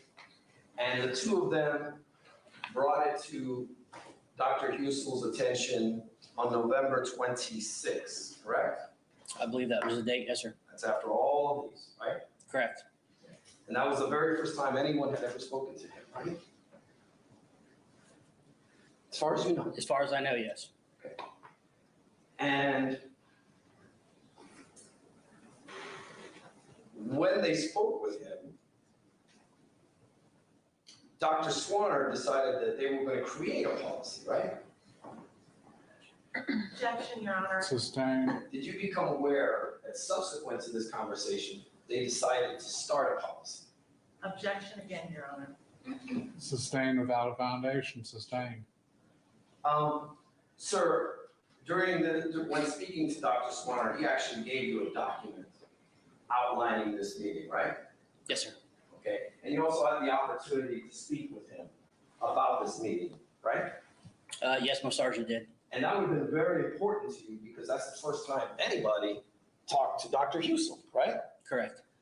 So in this document and also from your interviews of Dr. Swanner, you found out that now they were going to have a policy, correct? I can't remember if they put a policy in after this or not. I mean, They did that. I can't remember. You learned that they were going to now create a new policy, right? Would it help you? Yep. Can I look at this? Yes, get the note to chart, I think it's called. Which summary is it? Yes, the note to chart. It's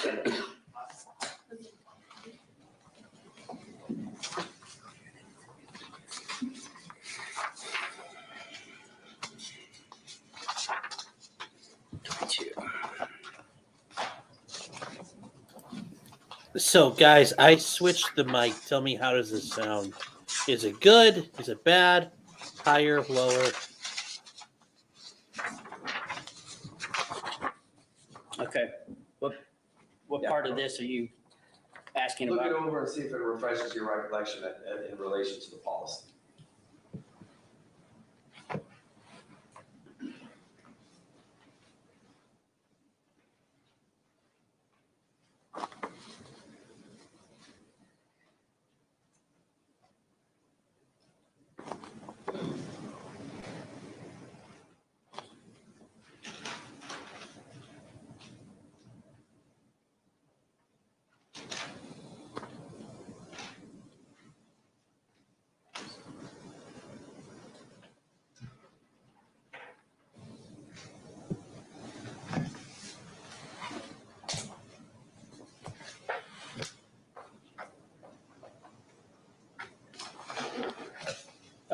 sir. I see it here at the bottom Okay, with Dr. Sanama.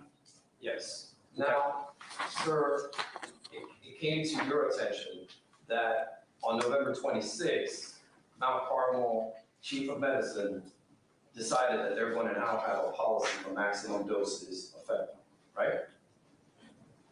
Yes. And that they wanted Dr. Husel to be part of that committee. Objection, Your Honor, hearsay. Sustained. Are you aware as to whether they wanted Dr. Husel to participate in creating these dose amounts? Objection, hearsay. Yeah, sustained. This is a document that you received, correct? Mm-hmm. You picked it up from Mr. Swan. Yes, sir. Okay. Did you at any time ask Dr. Swanner?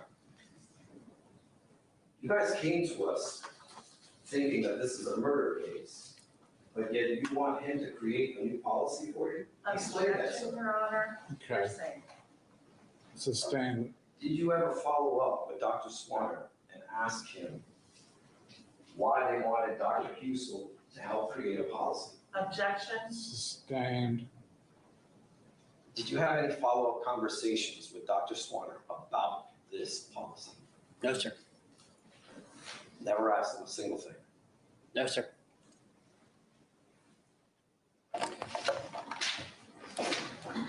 Now, I want to go back to this specific process that we discussed, and I'm referring to exhibit MCDZ, or is that a 2? 2, okay, 2. Sir, you came to, are you familiar with a scan to order is? A scan to orders? Yeah.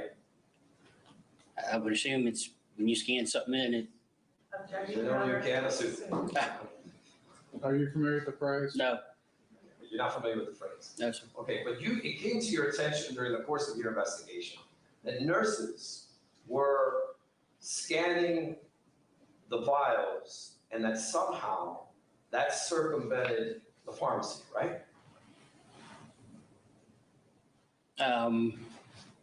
Say that again. They were, Yeah, sure. okay, That they were scanning the vials, right. and by doing it this way, it circumvented or it never, let me rephrase it, it never went to the pharmacy. Well, that, I know that as the override system is what, I know that as the thing go in and override the Pyxis machine to get the medication out. Okay? I think you're mistaken. And let's discuss. it. Okay, well, let's ask a question. Sure. Your Okay. commentary is secondary. Okay, sir, are you aware that there was a way that some nurses on some occasions were entering these orders and they didn't go to the pharmacy? No, sir. You never were made aware of that? No, sir. Are you not aware, sir, that that's what sparked this whole thing, this whole case? Objection, Sustained. as answered. Are you aware? He's already told you he wasn't aware. Okay. How did well, let me strike that. Why did Talon Schroeder tell you, sorry, let me strike that. Why did you think Talon Schroeder brought this to the pharmacy manager's attention in the first place? Objection, Your Honor, I don't believe you can talk about what Taylor Schroyer was thinking. Well, you can't speculate as to what he was thinking. Yeah. I think the question was, what did he think? Yeah. And again, that would be a foundational issue. Sir, you talked to Talon Schroeder, Yes, and you talked to him about how this whole case got started, yes, okay? And in the process of which he explained that to you, right? yes.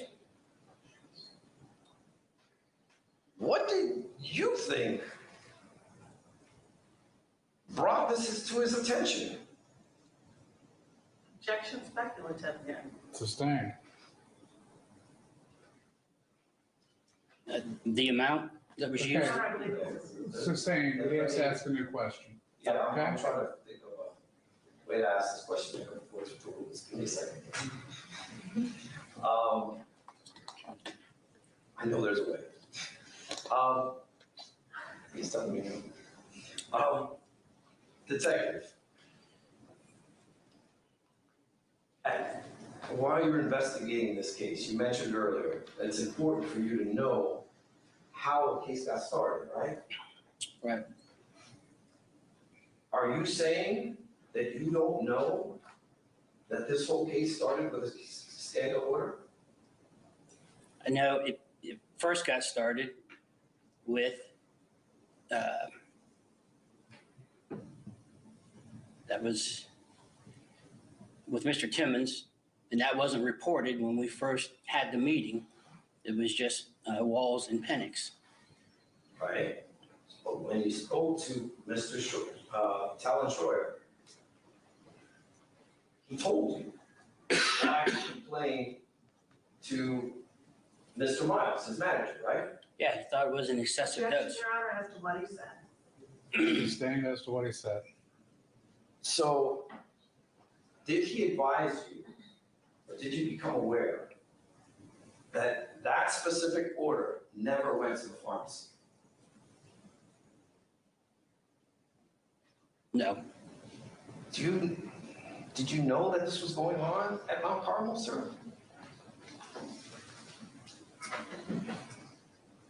And I'll clear it up if you want me to. Yeah, I'll take you to. Did you know that there were some nurses on some occasions were scanning controlled substances, and somehow, because of the way the system was set up, it was not going to the pharmacy? Your Honor, objection, it's assuming facts, not in evidence. We have nothing to support it. What nurses, Okay. what dates? What processes?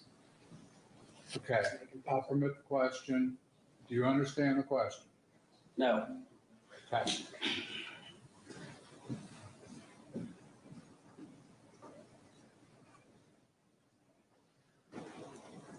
You don't understand the question. You asked if I knew or knew that nurses were scanning it and it wasn't going to the pharmacy. Right. No, You had no idea. no.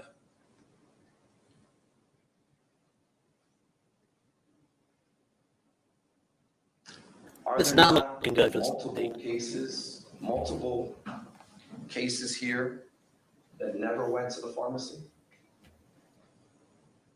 There's multiple cases that was overridden. No, I'm asking you specifically. We'll get into overrides in a moment. But my question to you, sir, is are you not aware that there are multiple cases here that never went to the pharmacy? A pharmacist never saw the orders.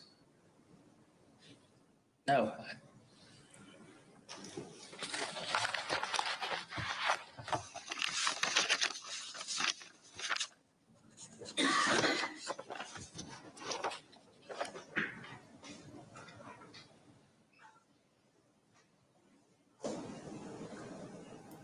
This is brutal.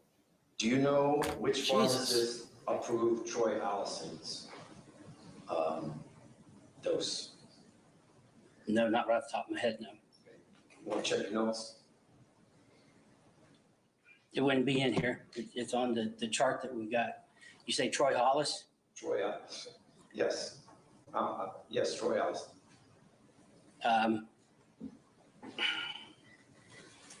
It's on the chart that we had. I couldn't tell you, sir. Okay. Mr. Timmons, do you know if, I kind of already asked you about Mr. Timmons, let me move on. Sandra Castle. Are you aware, sir, as to whether this order ever went to the pharmacy? Not without looking at, but the outline that we had. So you can't testify right now, and you don't have any notes there that would give you that indication? No, sir. Okay, that's a compound question. You're gonna go this way. Yes, Let's sir. keep it nice and simple. I was. This is hard stuff. Now, Now, sir, what about Jeremiah Hodge? Are you aware as to whether that dose ever went to the pharmacy? No, I'm not.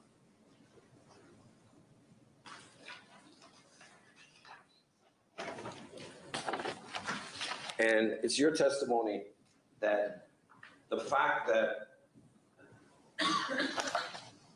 orders were being, that controlled substances were being given with no pharmacy approval was ever an issue in this case?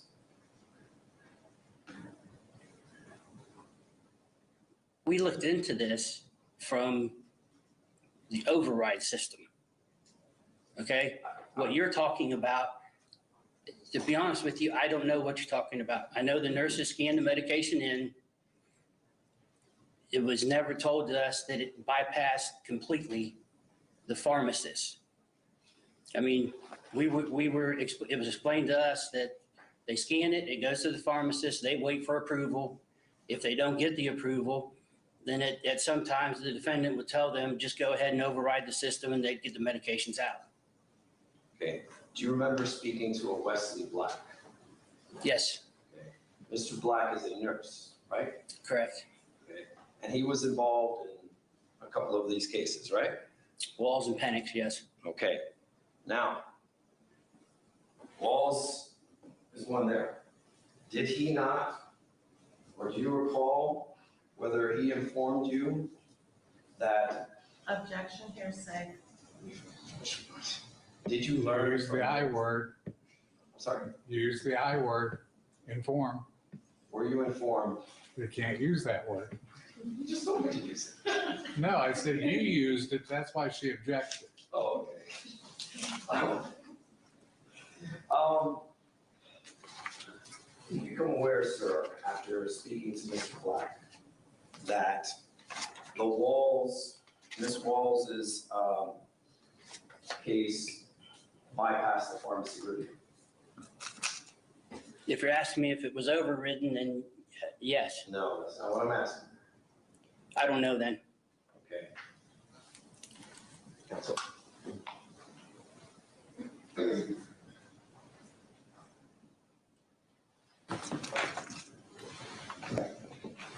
I misspoke. It was on Ms. Penix. Okay. While discussing that. May I approach the witness to refresh his recollection? Can something refresh your recollection? Yes, sir. Okay. Hi. I'll show you the transcript highlighted for you.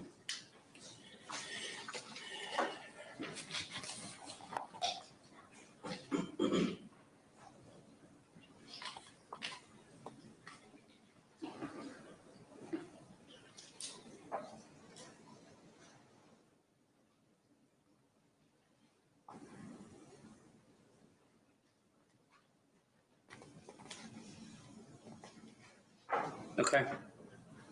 Can I get that back? Yeah, he said you did bypass it.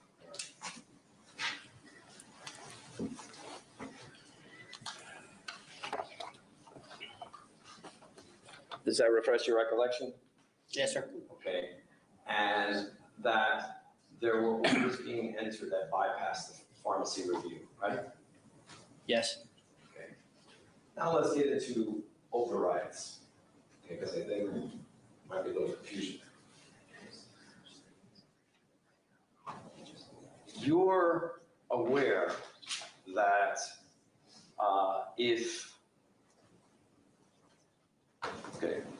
in this process, the way it's supposed to work is the doctor gives the order, the nurse gets the medication, or enters the medication order, pharmacy reviews, then the nurse gets the medication from the Pyxis machine, right? Correct. Your Honor, I'm going to object. This has been asked and answered. Well, I'm using it to set up my question. Okay, I'll give you a little leeway. It's transition, but let's get to the point. And you became aware, sir, that on a number of occasions, what was happening was prior to the pharmacist reviewing the order, the nurses were overriding the Pyxis machine, right? Correct. Is that a yes? Correct. Yes. Okay. Now, that still allowed the pharmacist to see the order later on, correct? After it had been administered, yes. Yes. And they could approve it either prospectively, which means before the dose is given, right? Correct. Okay, or retrospectively after it's given, correct? Correct. There's also the ability to do it simultaneously, meaning the nurse is entering in the order and they're reviewing it basically at the same time. Correct? Is that a yes? Correct. Okay. So when you speak of overrides, we're talking about orders that actually got to the pharmacy but were overridden before the pharmacist got to approve them, correct? Correct. But you also learned that they could still approve them retroactively, right? Right. Now, if there was a problem with the dose amount, the pharmacist could file a complaint, bring it up the chain, right? Objection, Your Honor, outside the scope of his knowledge. Did you come to find out, sir, that a pharmacist could complain? Yes, sir. Okay. And the very first time a pharmacist ever complained was Jeffrey Timmons. Yeah, James Timmons. And that was a dose that never went to the pharmacy, right? Okay, that's been asked and answered a couple times. Did you find out that it was a nurse who brought it to Talon Schroeder's attention? That Mr. Timmons, the Timmons order, yes. That's how we found out about that order. The Schroyer? Yes. If I could look at my summary here. Sure.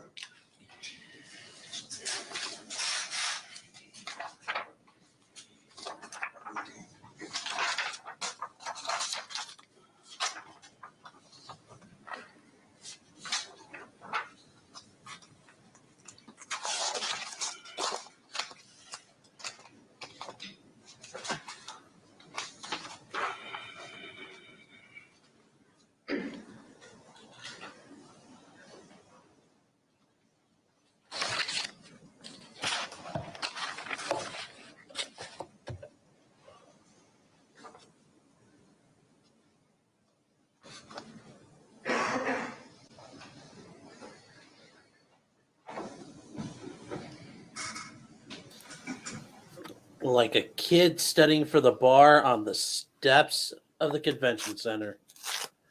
Guy just reeks of panic right now.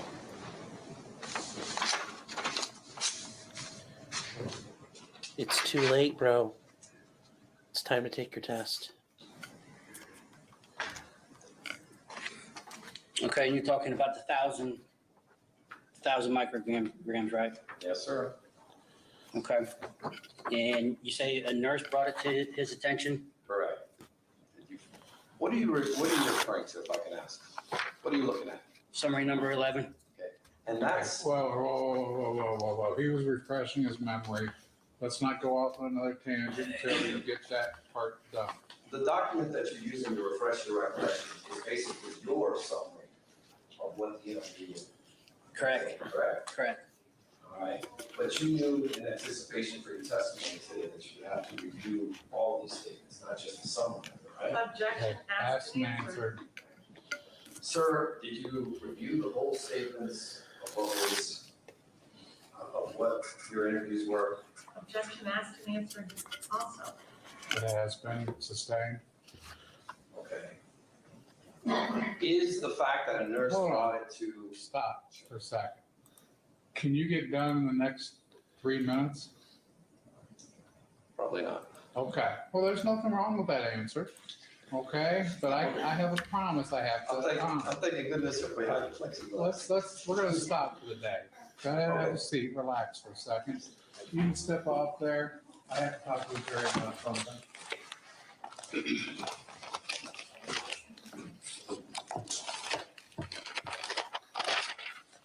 Okay. Remember my earlier instructions? Detective,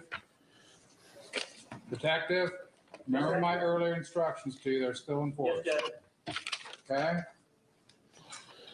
Let's talk about two things, ladies and gentlemen. Okay? I'm about ready to go to bat for a switch of courtroom. Okay? I'm gonna look at you all first, because you guys, I mean, these guys can adapt to me. You guys, I've got you here. Is this so bad that you want to switch courtrooms? Or can you live with it?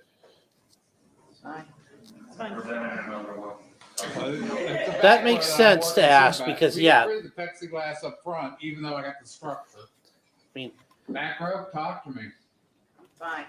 You're fine? Okay. The problem is with these courtrooms when they turn them I'm into basically. Explore still to see what my options are. Oh my God, Judge. Okay. So I'll report back tomorrow. The other thing I want to talk about, we got some testimony about a concept called subsequent remedial measures. Okay, the change in policy. Oh, okay? Generally, you can't consider culpability issues on that. That the hospital did something wrong. That's not permitted under the rule. There may be other reasons you can consider it, and we haven't gotten to those yet. But since the state of Ohio doesn't have a chance to redirect at this point in time, and I'm sending you home, I don't want that to get in your head that.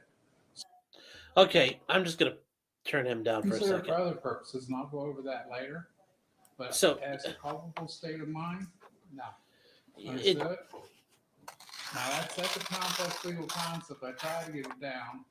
Subsequent legal remedy. You know, that is a civil tort action, okay? Generally speaking.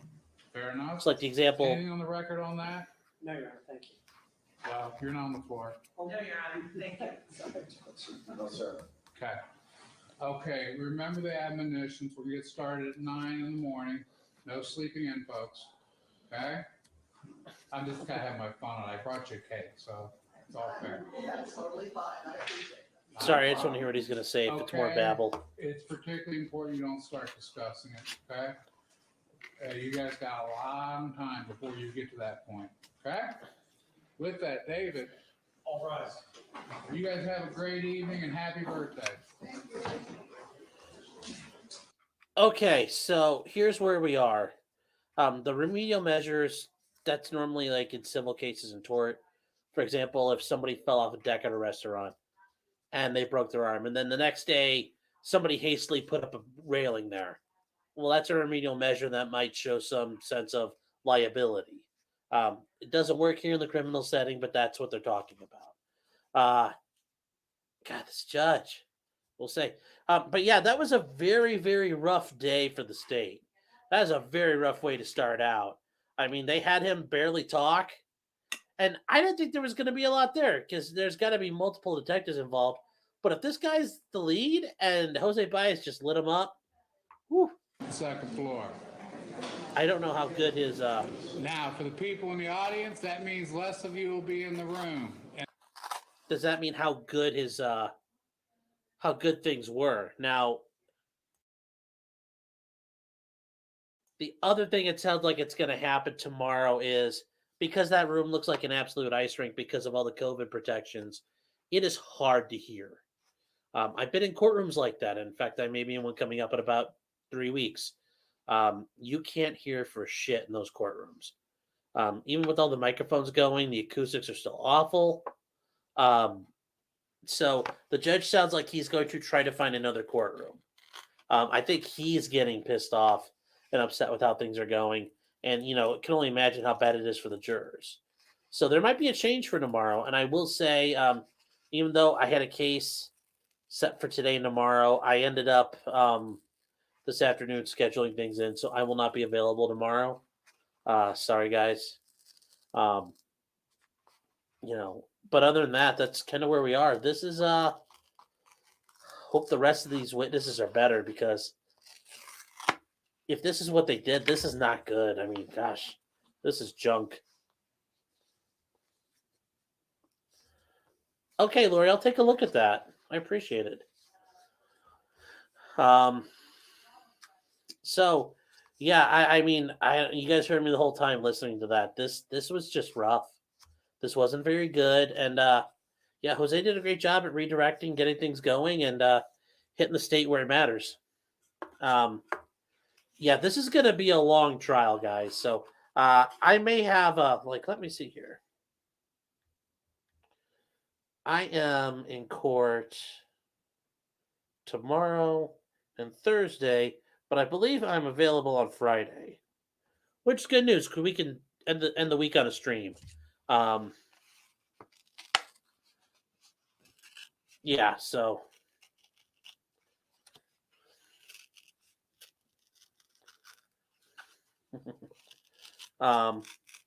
Rennie, you didn't miss much. It was just more ass kicking.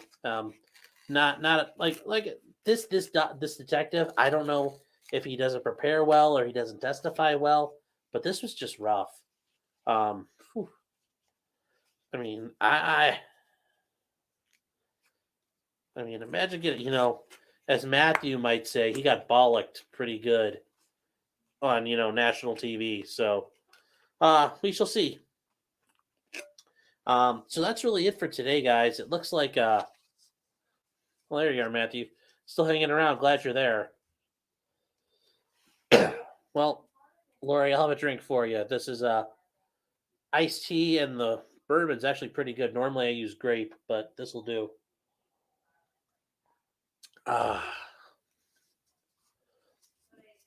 Yes, Violet. Basically, they're alleging he took up, tons of fentanyl and injected people to fatal amounts and killed them and gave them overdoses.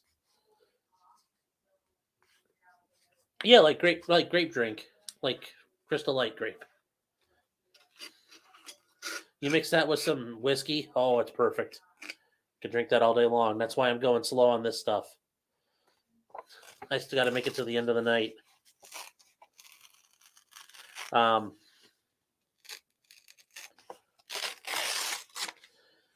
Oh, he's by far from the most incompetent detective in the city of Columbus. Don't worry, Matthew. He's not going anywhere.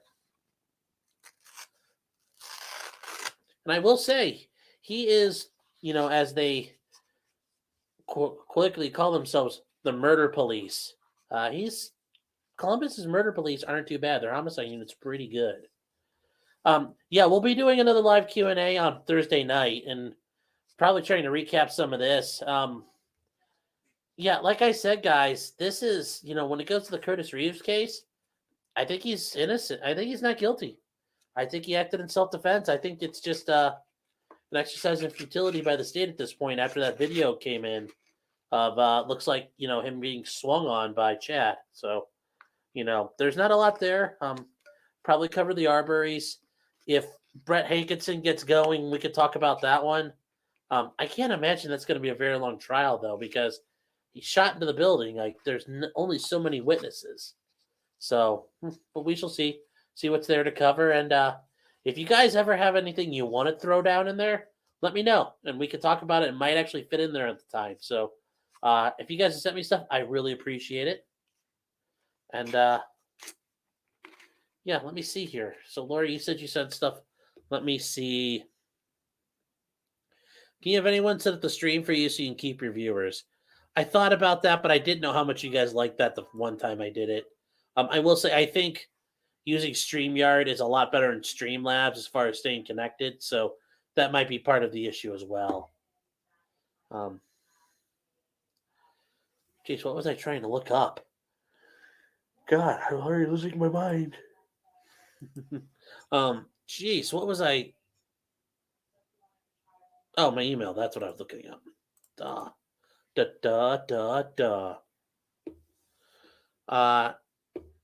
Yup.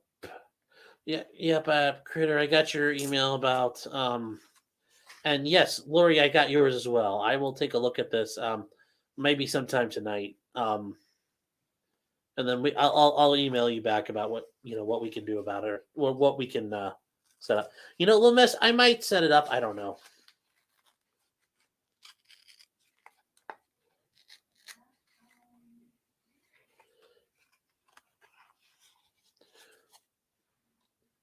No. Randy, I didn't mean the disconnect for nothing happening. I just meant in general. I was having issues using Streamlabs with all those disconnects. Yeah, StreamYard is so much better. This thing is like, it's 100% more intuitive, and it's not as Streamlabs is kind of technical.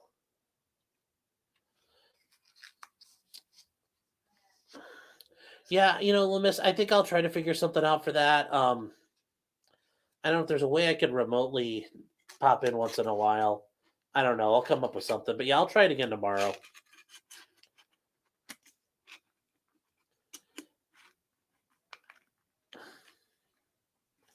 Oh, congratulations on your G26.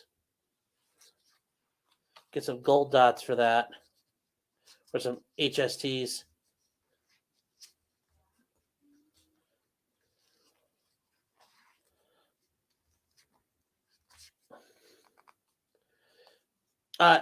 And Trina, you actually use StreamYard through the internet. Like you just click on to StreamYard, .com and you run from there. So I'm running this through the internet entirely. I'm not running this off of my desktop. I'm desktop. I mean, from like desktop, like I downloaded it. I am using a desktop computer though, with my 1,000,000-inch screen. Yeah, Playmaker, that's a good idea. Just carry around your house, sit up, sit down, sit in your chairs, go walk out to your car in your parking lot, sit in your car, get used to it. All that fun stuff. You're gonna have to it's a different way of sitting, a different way of walking. Lori, it's growing. It's growing. I'm happy with it. I mean, we're up to, I don't know how many people now. How many of you people have I gotten to believe I have something important to say? I have 622 subscribers, which is not bad at all. I think it's awesome. I didn't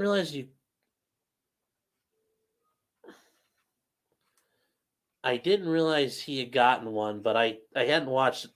I'd been hit or miss with Blue lately.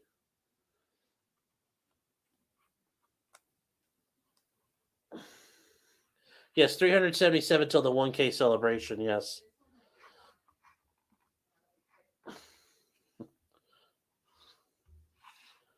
Oh no, Matt, Playmaker, it's not about you.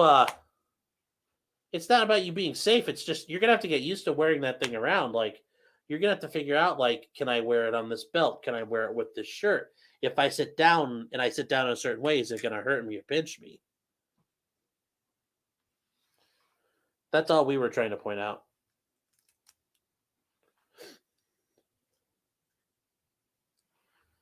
So, yep, Matthew, it's a long way. It's a little ways till we get there, but it can be done.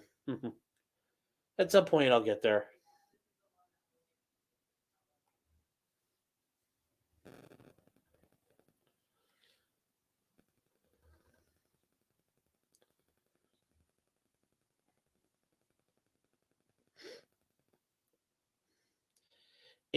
Little miss, a G26 is a Glock Model 26 pistol. It is a compact handgun in 9mm.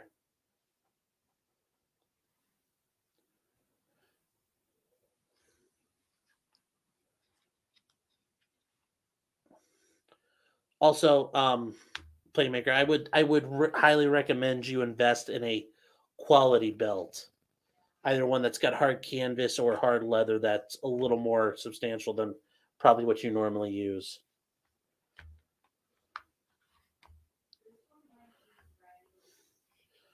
Oh, all 141. Holy cow, that would be certainly wouldn't turn that down, Lori.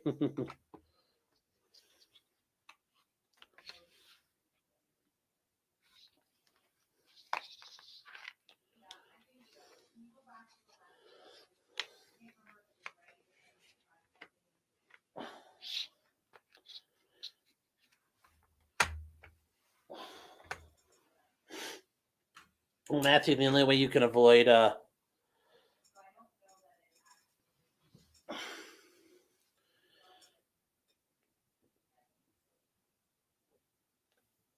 yeah, I appreciate that, Lori. Just that's a lot of work. So, I appreciate any of that effort, but please don't break your back to do it. But I appreciate anything at all you'd be willing to do.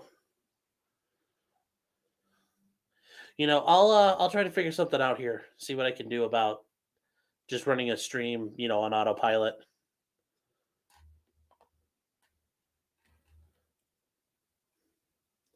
Starts at 9 a.m., so I think I'll have some time to work on that.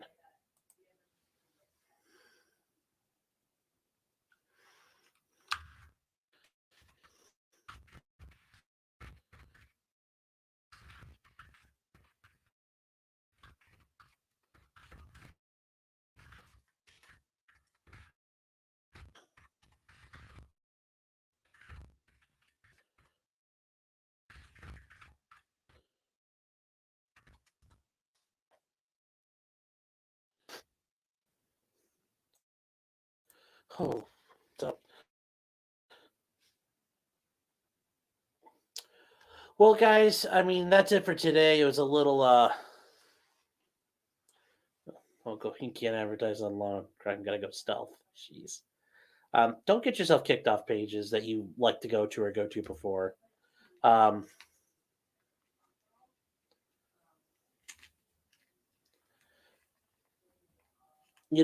Playmaker, I will tell you, Andrew Branca's book, The Law of Self-Defense, is a very good book to get. It will give you kind of a good overview and a good foundation of where to look in your state. So, I mean, like, I think you go to lawofselfdefense.com. You can order the book. I think it's free with some shipping. It's a very good book, especially if you don't know where to start.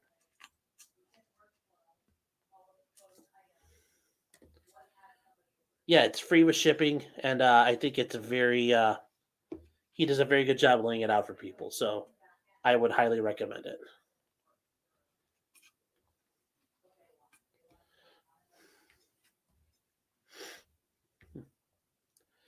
Yeah, so Facey, Andrina, everybody, thanks a lot, guys. Matthew, thanks for sticking in, being late tonight. And yeah, there you go.